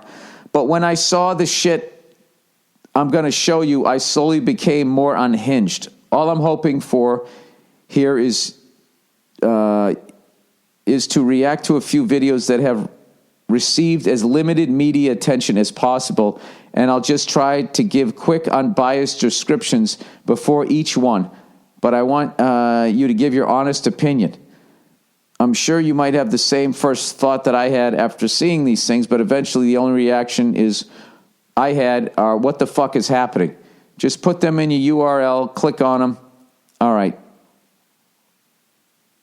Okay, he's describing all this stuff. All right, seizure faces. Phlegm, faint, and green screen. All right, so I watch these videos. Let me see if I can find these things. These are all clips of Hillary Clinton allegedly, having major medical issues and nobody's talking about it. All right, did Hillary have a seizure? All right.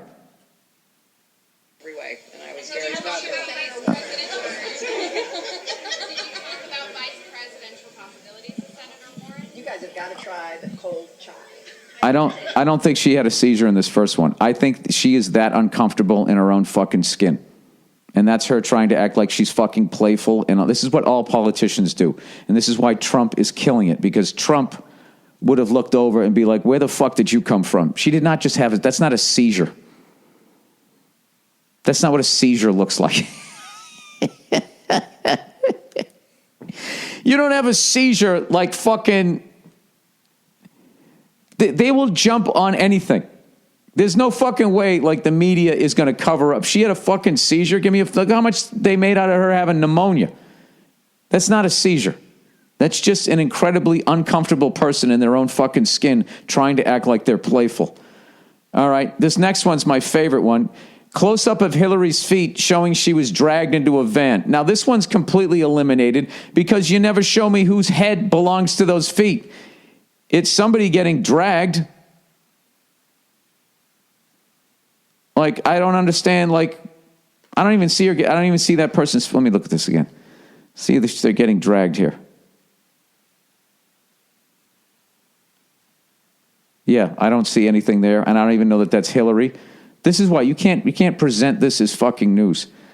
Then Hillary disappearing. This looks like a 5th grade Photoshop to me. Yeah, I don't know. This is fucking hilarious. This looks like an Atari from... This is why this is not on national news, dude. This shit is ridiculous. And then the last one is simply her with her weird eyes normally in slow motion. With some silly music underneath it.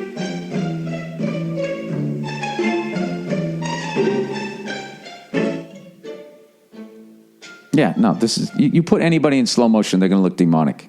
This is why I haven't talked about it. Okay, yeah, she's on the campaign trail. She's worked herself to death, and she got pneumonia. Like most people, when they work themselves that hard, you catch pneumonia. It's completely fucking normal. Do I agree with her politics? Do I like her? Am I going to vote for her? No. Am I going to vote for Donald Trump? No. Is the other person that I'm going to fucking vote for going to win? No. All right? But I don't think that Hillary is like literally having seizures on TV, and people are just completely fucking ignoring it. All right? There's plenty of fucking dopes that they can put in office that will do exactly what they say that don't have seizures. So why would they have her? Because it's too late, man. They're too far down the thing. Yeah, I don't buy it. I am all about the conspiracies. I'm all fucking about them. But I just don't buy into them. So what I think you have there, sir, is basically, those shows where people find old shit in their house. Like, this has been in our family for like 5 generations. I was wondering, is it worth anything? And sometimes it is, sometimes it isn't. You're that person who came in with something that you thought it was real, but it's a fake. And you thought it was worth thousands and thousands of dollars, but it's only worth $15. And then you just, in the awkward silence that follows, you just slowly pack up your shit and then you leave. I'm sorry, sir. I wanted to believe it so bad. I can't stand Hillary. I think she is one of the most dishonest people that has come along since her husband or the last Bush administration. I hate the Clintons. I hate the Bushes. I don't mind George Bush Sr., all right? George Bush Sr. was a fucking badass, okay? I don't know what the fuck the Warren Commission and being part of the CIA, I don't know what the fuck he did there. All I knew is that guy at like 19 years old fucking bombed an island where he had to fucking fly in, and what he was trying to take out was below the highest points. It was like he was flying into an old football stadium shaped like a horseshoe, and he flew in below the highest level of the mountains on the side of him, and there was people shooting at him down at his fucking plane. You got what the fuck was it? Flags of Our Fathers. You got to read that book. Now, that book I read. Anyways, all right, that is the podcast, ladies and gentlemen. Thank you so much for listening. And that is all. Check out Dean Del Rey's pictures of the shark encounter that I missed. But next year, I'm definitely fucking going. I delayed it for a year. Whatever. You can't fucking do everything. But, I'm glad I was here and I got to edit the shows and to get rear-ended by a psycho and watch the guy just walk away. Ba-doop, boop, boo, ba-doop, boop, boo, right down the fucking streets. There you go, people. Just know that you can do that. If you're having a bad day, evidently you can plow into 5 people, tell them to all go fuck themselves, and you just walk away. But they will take your license forever, possibly, if they find you. I have no idea. All right, go fuck yourselves, and I'll check in on you. All right, I'll see you Thursday. What's up, everybody, and welcome back to the Anything Better podcast show, NFL edition for week number 4. We are back at it this week, but before we get started, as always, we got to shout out our sponsor, everybody. Our sponsor is BetMGM, the best sports betting app out there. BetMGM is all $1,500 in free bets to get your season going. How does this offer work? It's how do you get this offer? It's 4 easy steps. You download the BetMGM Sportsbook app. And you use our code. The Anything Better code is Burr. It's BURR. Couldn't be easier, guys. And all you got to do is sign up and deposit at least $10 into the account. Place your first wager and receive up to $1,500 back in bonus bet if your bet loses. If your bet does lose, your bet will be available once the initial wager is settled. It's that easy, guys. Bet responsibly. Have a good time with it. And, Paulie got banged up again. I thought I was in good shape when the Jets won on Thursday. I go, all right, I got this win out of the way. We got 1, definitely going to get 2. And, man, the Saints-Eagles killed me. But Bill is holding us afloat, holding the show afloat. You went 1-3 last week? Yeah. Jesus, yeah. Paul, you're on the hot seat. I am. I've been hanging in there. I've been waiting for Paulie October, but. Yeah. One fan wrote in, they go, Paul needs a players only meeting. I know, dude. There's definitely you got some sort of controversy going out there. But I will say this: upstate New York. I did hear this, and I think Andrew could attest to this. I heard that the casinos and betting had the best week in history since gambling was legalized last week. So that made me feel a little better. No, this is like, you don't know who anybody is. I still don't know who. Dude, explain the fucking Bengals. I was just going to say. When are they going to get a win? When are they need a fucking, now they're playing the Panthers. I wouldn't touch that game with a fucking goddamn 10-foot pole. What happened to Joe Burrow? Ever since he frosted his tips, he was wearing pink Pumas and a dude, pink. That guy is not the fucking problem. I don't know, dude. you see that outfit? Andrew, pull up that outfit of him walking in. He's going through something. He's going through something, dude. Dude, So somebody this is what said I don't understand, you fucking kids, like with the thing that you're looking at what the fuck they're wearing going into the stadium. Like, why is that even a thing? dude, he looked like Ellen DeGeneres with a vest on. Somebody said, I can't take credit. Somebody goes, why does he look like Ellen DeGeneres? But and then I looked at it and I go, he did. Then he was wearing, I don't know, dude, but he doesn't look, I don't know. He doesn't look happy to me. He doesn't look happy, but you never know. Who knows? You don't want to know what it is, Bill? It's a fucking woman in his life. That's what it is. That's what it is. No, I don't get what's going on. Like, there's no way. There it is. Come on, dude. Compared to last year, this looks like a guy He does going. not look like Ellen DeGeneres. He looks like he's in a low-budget sci-fi movie. And that's supposed to be his bounty hunter vest. Yeah, I don't know, man. But they're 0-3, right? I think they're 0-3. They're 0-3, and now they're going down in no man's land, the NFC South. Nobody pays attention to that division, Paul. They're going down, and that's actually a decent division with the Falcons and the Saints. Yep. The surprising Panthers, right? They beat somebody last week. And then Tampa, you never know who's showing up on those. Dude, there was a big controversy in Carolina because they benched that first-round draft pick, and they were like, what are they? And then Andy Dalton, the old red rifle, comes in, and he looked good, and he got him a win. So dude, I don't understand all of these teams. You get a number one draft pick quarterback. They used to let him sit for a fucking year and learn it. That's what the Packers They bring him do. in after 2-3 games. It's stupid. That's what the Packers do. The Packers, draft a guy and they go, you're going to hold a clipboard for 2 years. And then they all come in good. Jordan Love sat behind Rodgers. Rodgers sat behind. It's a better system. Brett Favre, yeah. I mean, they're on a run out there. They're throwing these kids to the wolves, Bill. I don't know what they're doing. They're going fucking Joey Harrington, RG3. They're just fucking throwing him in there. Yep. Tim Couch. Brady Quinn. Come on, Paul. Let's talk Rick Meir. That's Tim Couch. I haven't heard. That's a good one. Who's that guy down? Ryan Leaf. What about Jake Locker? Ooh, that's a good one. Jake Locker. There you go. Or what about the USC kid who ended up in fucking the Cardinals? Oh, that's right. Exactly. Matt Barkley? No.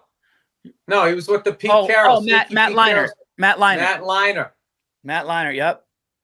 Yeah, dude. If you're going to a bad team as a number one draft pick and they're like, hey, man, you're the guy day one, I'd be like, you sure? Mac Jones. Just threw him right in there. Yeah. Oh, my God. Who was that fucking kid the Jets had that they were saying he hooked up with somebody's mom? Is that the guy who's crushing it out in Minnesota now? Zach Wilson. No. The guy crushing it. Yeah, the guy crushing it is Sam Darnold. Yeah. No, Zach Wilson banged his buddy's mom, they said, or whatever, and he had the look on his face like he would. He just had that. Some guys just got fuck that. He was a goddamn kid, and that fucking cougar came down from the fucking mountains and pounced on him like a fucking baby sheep. That's what happened. She was a fucking predator, but she's a chick, so they're going to fucking blame him because that's how the world works. Paul, you want to see a great movie that's subtly about what it's like to be a married man? It's called The Man Who Wasn't There. Billy Bob Thornton. It's a Coen brother movie. And it's fucking hilarious because everybody can see him, but nobody listens to him. And there's this running joke in the movie where people go like, hey, man, you want a cigarette? And he's like he already has one. They don't even see it. And he confesses to a murder. And nobody listens to him. And I'm like, I know this is about this guy, but this is very subtly what it's like to be a married man. It's just you say shit, people nod, they listen, they act like what you said is going to be put into action. Or matter. Nothing happens. Nothing happens. No. Yeah, they don't give a fuck, dude. They don't. They don't. I saw this fucking study. It said how widows do better than widowers. And they said, well, it's because, they polled these guys, 60% of men over age 60 said their wife is their best friend. And only 30% of women said their husband is their best friend. Okay. Yep. Now, if that was the other way around, we would have got dragged over the coals. But because it went that way with the women, they go, that's because women have like a bigger social circuit, blah. It's like, that's not what it is. It's because they don't give a fuck. It's because fucking men have hearts. You fucking dude, you get flown off a cliff today. Well, if you and I died, our shit would be down at Goodwill by fucking Halloween. Oh. She'd be fucking walking in an amusement park holding some guy. They go on a cruise. Oh. Meet some fucking DJ. No, I don't know. Hey, you didn't want to think about that. I'm telling you, dude. They would fucking they'd meet somebody.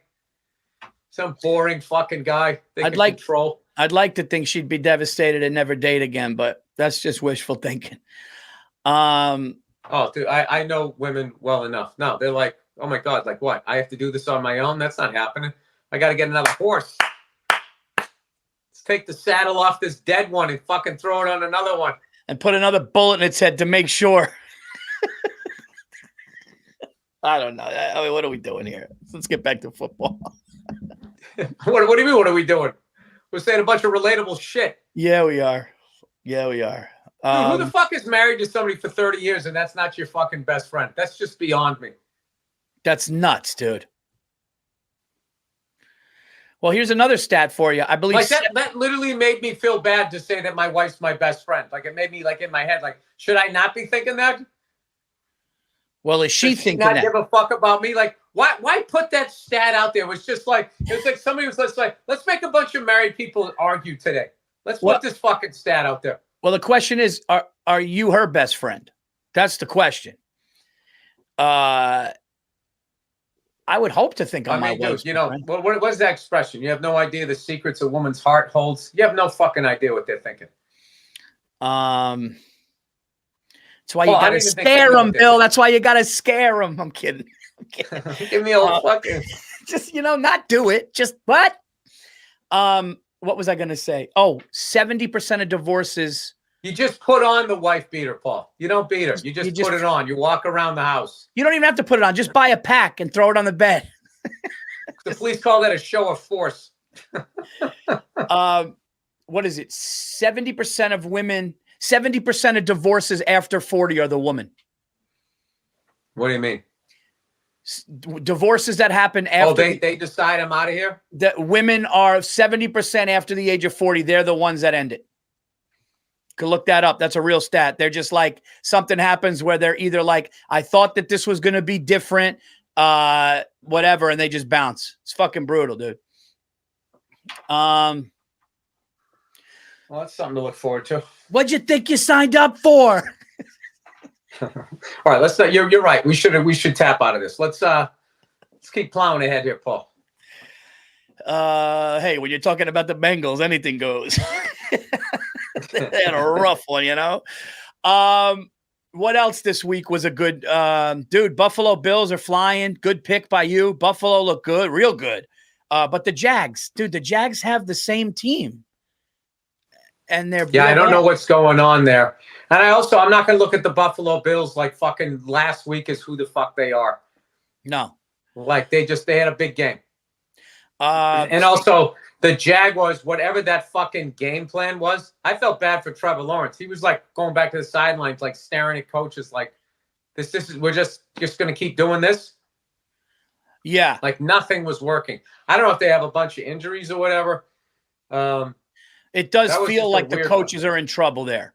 It feels like the Peterson, whatever his name is, he looks like mustachio dude there. Yeah, something looks like something's got to give there. There he is. Like a gym coach. Hey. 78. Jake the Snake. Jake, we're just going to call you into this thing because we're about to do our picks. Bill is going to go first because Bill goes first on even weeks. But, Jake, we need to know what's going on with the injury report this week in the NFL, buddy. Oh, man, there's a lot of injuries. My Chargers look like they're very banged up going into Kansas City. Roger Goodell suspended a pretty key player because they don't want him tackling Kelsey too hard, And then he got suspended for tackling a tight end. He got he hit him helmet to helmet. And then they said he's a repeat offender, so they suspended him. But they just happen to be playing Kansas City this week. Oh, all right. Suspicious. And then Raiders, Browns, Crosby and Myles Garrett are both the two injuries to look out for there. Two pretty key players. Wow, two of the best defensive linemen. Wow, okay.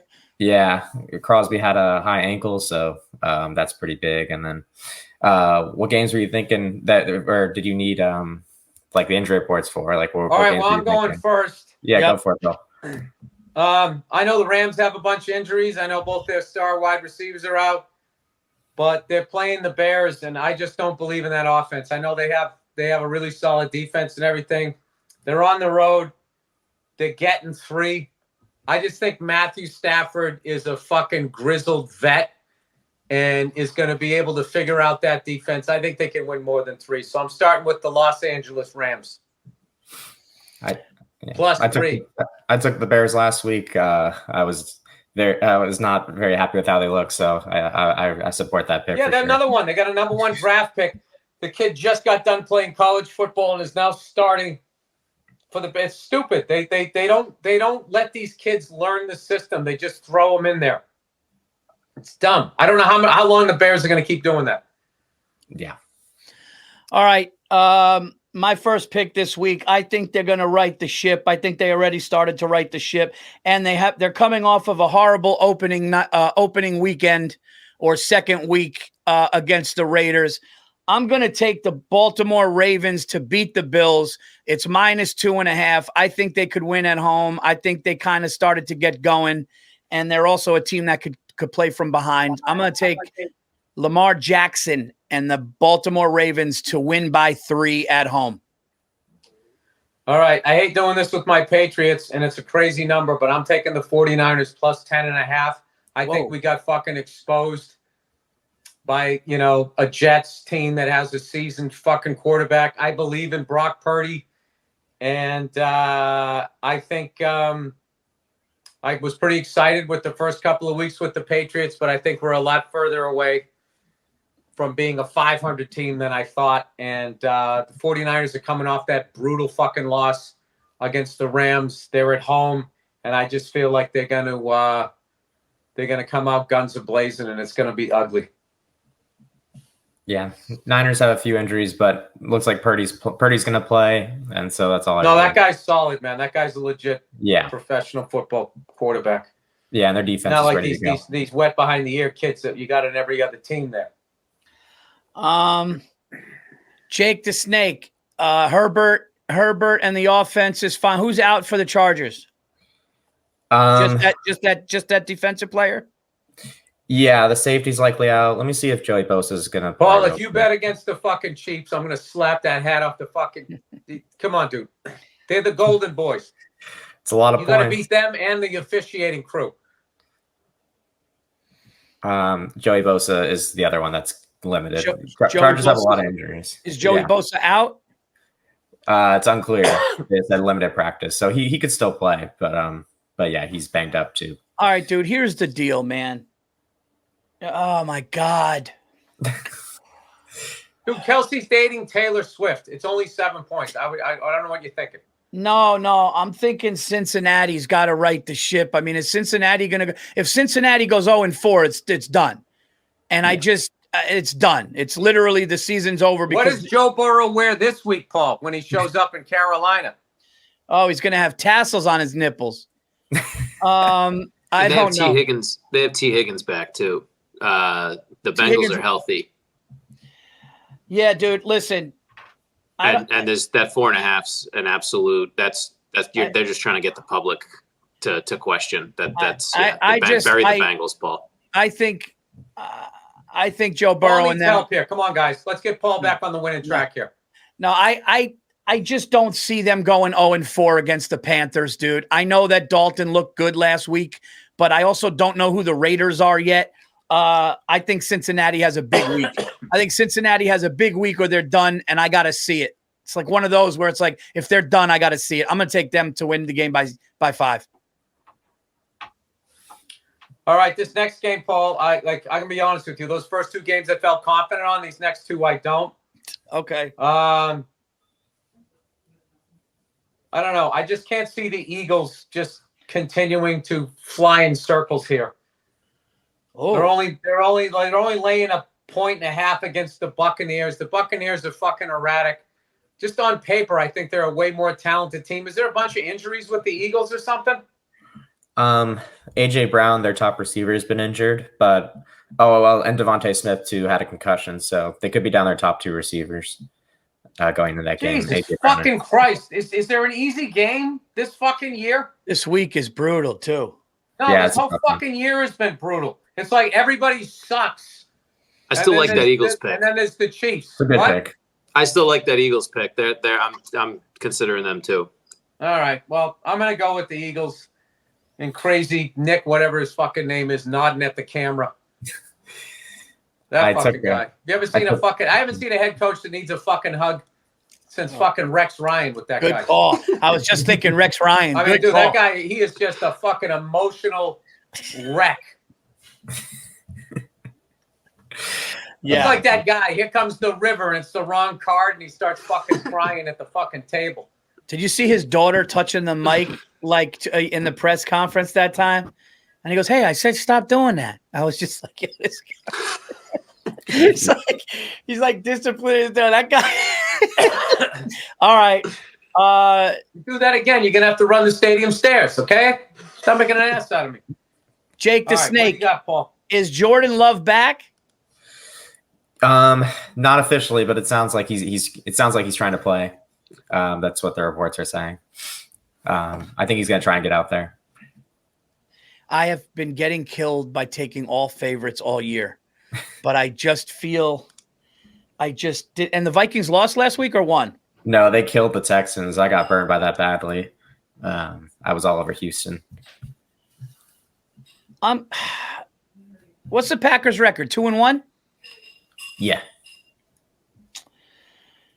I'm going to take the Packers at Lambeau, dude. -2.5. I'm going to take them. Fuck it. Something's got to give here. Yeah. I don't believe in Sam Darnold, so I get it. I mean, Sam Darnold looks like. You don't believe in Sam Darnold? What the fuck else does the guy got to do? He's up. He's looked good these last 2 weeks, though. I'm just saying. Yeah. This year he's looked great. But, all right, let me ask you a question. Are the Denver Broncos still officially an NFL team? Well, who do they have at quarterback? They drafted this kid, Bo Nix, from Oregon. Oh, Jesus Christ. And they have him starting? Yeah, he's going up against Aaron Rodgers. I hate that half a point. I'm not going to lie to you guys. I don't have another game. I don't have another fucking game. I hate that Raiders game. Why are the Browns +2.5 or the Raiders are -2? That doesn't make sense. Yeah. Well, the Browns haven't looked good at all. What is that line? How come you get the Raiders, it's -2. If you take the Browns, it's +2.5. Oh, that's a typo. It's 2. It's 2. Sorry. When I was updating the lines this morning, I missed that column. But it's 2. I don't believe in the fucking Raiders anymore. I don't know who the fucking Browns are. God damn it. Are the Chargers going to show up? I still just want to just bet the Chiefs because fucking Goodell loves him so much. Do you guys talk about that play from last week against Atlanta? Which play? On the text, yeah. The missed pass interference in the end zone. This was a Sunday night game. Do you know what the crazy thing is? Bill is right about this, and I saw it last year, but it's like, I feel like the officiating this year has been great. There's been no bullshit except the fucking Chiefs it's like everything is perfect, and then it's like they get the exception. They get the hall pass from the hall monitor. Because, dude, that's the only storyline they have. Yeah. The Brady era is over, so they're trying to make like this is the next great fucking dynasty. Blah blah blah blah blah. So until somebody else steps up, I'm telling you, somebody on another team has to start dating that Shakira chick or something to start getting some calls. You gotta date an act that is global, that'll bring global attention to the NFL. Then you can start holding and committing pass interference and you won't have any fucking problems. I have no idea on this last game. I really feel like the Jets are just going to beat the shit out of the Broncos, and then all the dumb Jet fans are going to get excited thinking they're going to the Super Bowl, not realizing that they back-to-back weeks they beat a bad Patriots team and a bad Broncos team.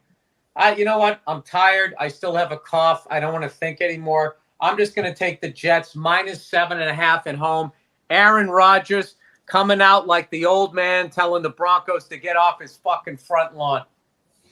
All the Artie Langs in the crowd of the Jets, J-E-T, hey, they're going to be going fucking nuts, saying it's the Super Bowl. They're going to be talking shit to Giants fans like Paul. Paul's just going to be squinting his eyes like he does when he doesn't like what somebody's saying because he can tell there's no love behind it. Like, that's going to be Paul's face all next week when they fucking cover 7.5 and beat the shit out of the Broncos. All right, those are my picks. I love the pick. Burr, and I confirm that statement. I sponsor that message, whatever the hell you're supposed to say. All right, I got one more here. Damn. Fucking these half. Fuck. Yeah. You know what? Who is anybody? Who is anybody in the league right now? You know who what? Actually established themselves. This is a good team. This is a fucking healthy team. Listen, the 3-0 Seattle Seahawks are going into Monday Night Football in Detroit. Detroit is 2-1, right? They're healthy, right, Jake? Yep, they are. It's a national. Actually, they had a. No. This is the first national stage of the year for them, right? No, they played Sunday night, week 1. Oh, they won, right? Yeah, they beat the Rams. Yeah. I mean, is Geno Smith going to go 4-0? Or do I take my Giants tonight getting 5.5? They looked great last week, but it was the Browns. Cowboys look bad. Fuck this year, dude. Paul, I swear to God, if you fucking don't stop going with the Giants look great. Giants have looked great in fucking 5 years, Paul. Just stop it with this shit. Stop betting with your heart. Use your brain. No, I know. That's why I'm not going with it, but I like the points. I think you're onto something with Lions, Seahawks. Picking. Yeah, Paul, I even like the Giants. I like the Lions, Paul. Oh, you guys. Fuck you guys. Paul, the Giants are going up against a very, very fractured Cowboys defense. Just want to let you know that. So, fucking Max Crosby's out. Not You're gonna go with the Raiders? Why don't you just fucking date a stripper? Like, who the fuck are they?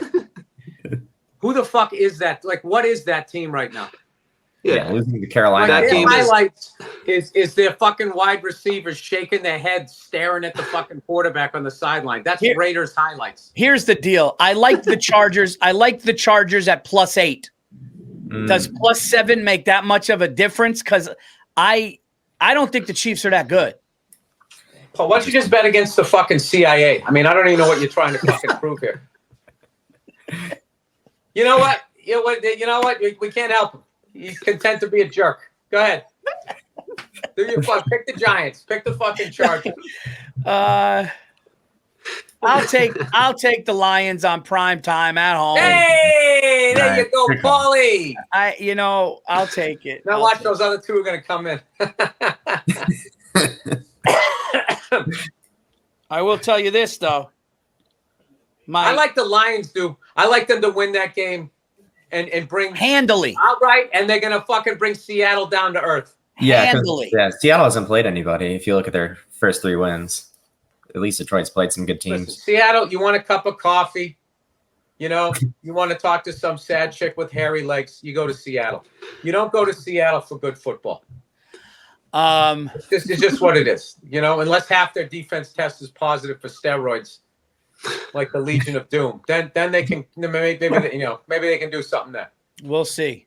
But we'll see, man. It's just this year is like throwing darts. Paul is floating. I'm You're flailing. like George Clooney in that space movie when he lets go of Sandra Bullock. That's where you are right now, fucking gambling. You were just. I'm just flailing. How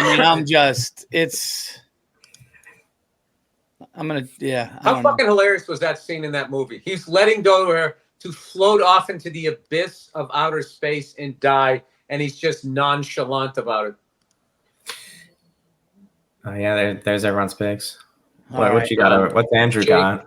Jake put. I got one left. I know. Jake put in 3. Jake's got the Steelers, the Cardinals, and the Bills. Yeah, I'm struggling to come up with a fourth. Listen, I respect anybody who has the balls to bet NFC South. This is, that is the DMZ of the NFL. Yeah, that's mine. Saints, Rams, Steelers, Bengals. But I mean, I might change them before Thursday night game. I'll send it off to you guys before that. Anybody pick the Falcons? I like Kirk Cousins. I'm sold on that. That one screwed with me. Kirk Cousins scores fucking points everywhere he goes. That's a division rivalry, though, too. Yeah, the Saints seem to have their number. I kind of like the Saints, but I stayed off it. I mean, I picked the Saints, but I thought about staying off it. Sorry. Yeah, this is what I meant to say. All right, we got a Monday night. We got a Monday night special to do. Come marching in. What game are you guys doing? Monday night. I assume you're going to do Lions Seahawks and not the other game. Well, there's 2 Monday night games, so we could pick. There's Lions Seahawks in Detroit, or there is what is the other one? It's Dolphins. Dolphins got no Tua. Tunga Vailoa is out. And the Titans, I mean, who are the Titans? What are the Titans, 1 and 2? No, they're 0-3. 0-3. Yeah. Will Levis. I thought it was Levi. Yeah. Will Levis. I mean, you won't be around long. Who's quarterbacking for the Dolphins now? Skylar Thompson. Don Strock. Yeah, it's unknown, really. Or was it David Woodley? Joe Bartnick. They're running the Don Shula Steakhouse offense from 1982. Bartnick would be like, yeah, I mean, I'll do it down or two, see what happens. Top 5 reasons, top 5 signs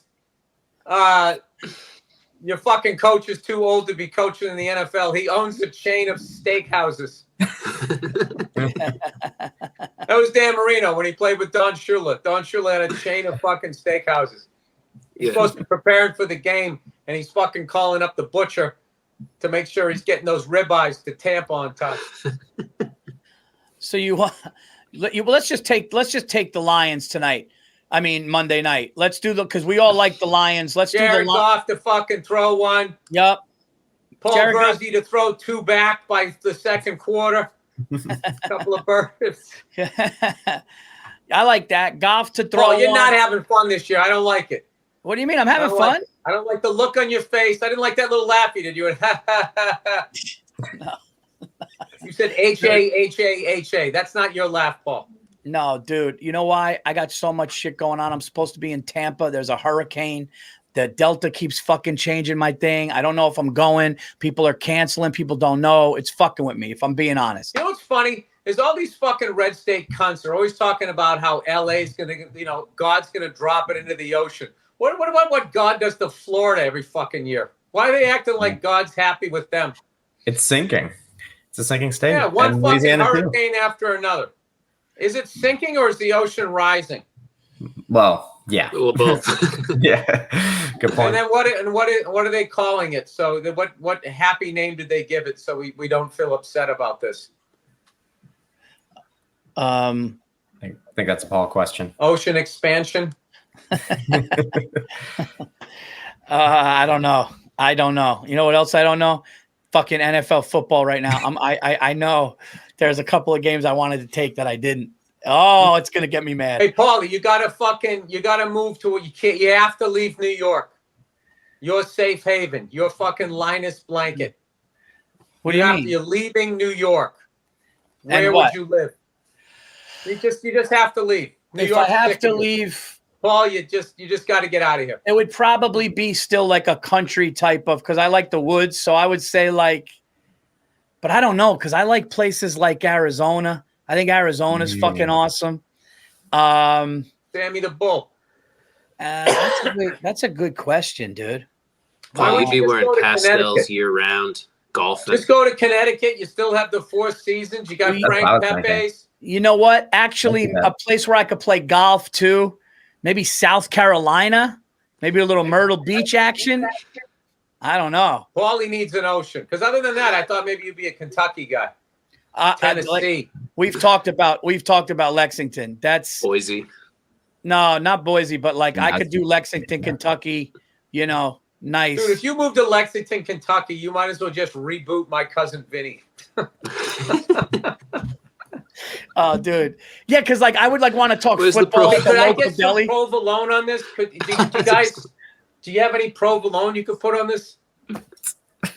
Remember, we were in Charleston. Me and Bill were in Charleston, Oh, South Jesus. Carolina, and we walked from the bus to like a deli where they said you could get. And I got prosciutto and cheese, and I'm walking in Jordan basketball shorts, a T-shirt that says Eli knows, and a fucking hat and flip flops down the street. It was like it couldn't have been more. People are just staring at us. I look like his fucking mob lawyer walking next to him.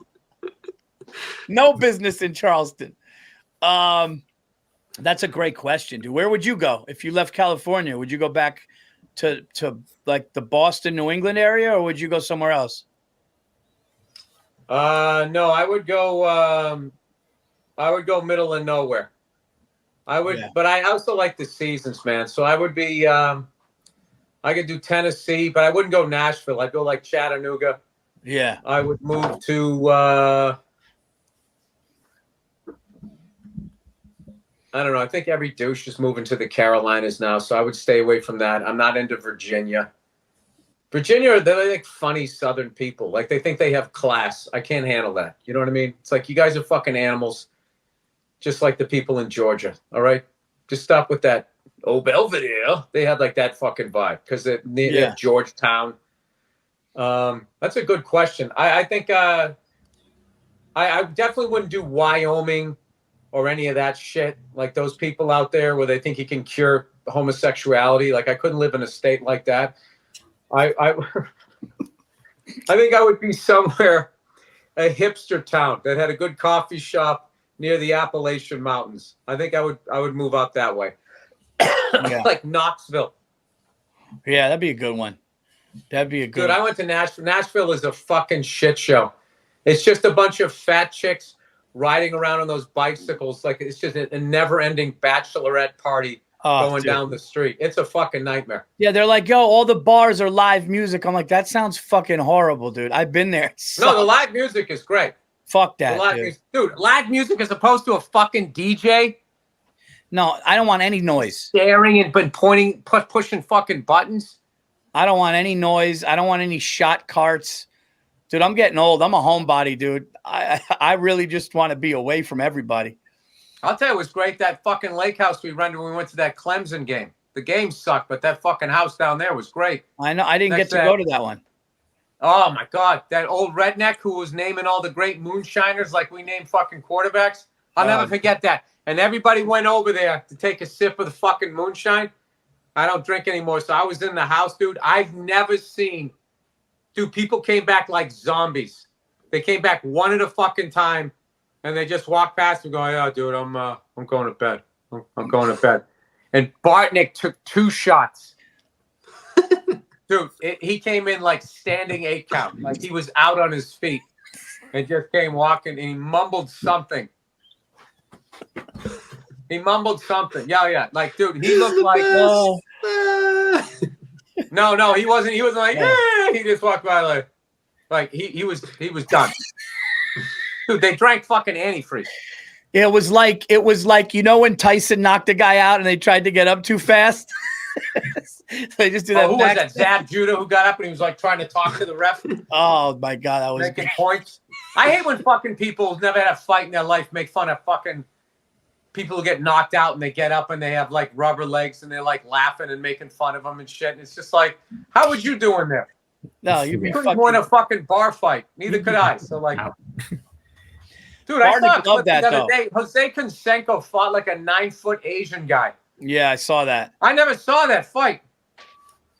Yeah, he was 7'2", and Canseco was like doing okay. He was like, and then when the guy got was doing him, his Kempo karate from 1985. and then when he got him on the ground, he just started fucking. He couldn't do anything because the guy was like literally like a giant. So he just was like this and these huge arms, and the guy was like Canseco tapped out. Oh, dude, that guy could literally fucking like hop the Great Wall of China like a subway turnstile. Oh, dude, his reach must have been like 86 inches. He was fucking coordinated too. Yeah, it was scary. And he had a decent plan of attack. That guy, I don't know what that guy's doing now, but like, Those guys are always, it's the overhand right where you're not even looking. The guy you just put your head down, like you're trying to throw somebody out from the warning track. That's your only chance of getting a fucking dude like that. Yeah, he Like must one of need the money. first UFCs. Remember that little white guy came out? He was fighting that giant black guy, and he fucking jumped up in the air and just fucking hit him right in the temple. And the guy just went down. It was unbelievable. Yeah. It was unbelievable. I think Canseco must have needed money to take that fight because the size difference was nuts, dude.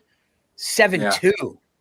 7'2" is like 7'2" training in Muay Thai and fucking MMA. And like you said, illegal. coordinated. It should be illegal to teach a guy that fucking big that shit. They shouldn't let if you're 7'2", I think the highest you should be able to fight. Guys got to be like at least 6'9". 7'2" is like you can't do. Canseco's like a foot shorter than him. It was nuts. Yeah.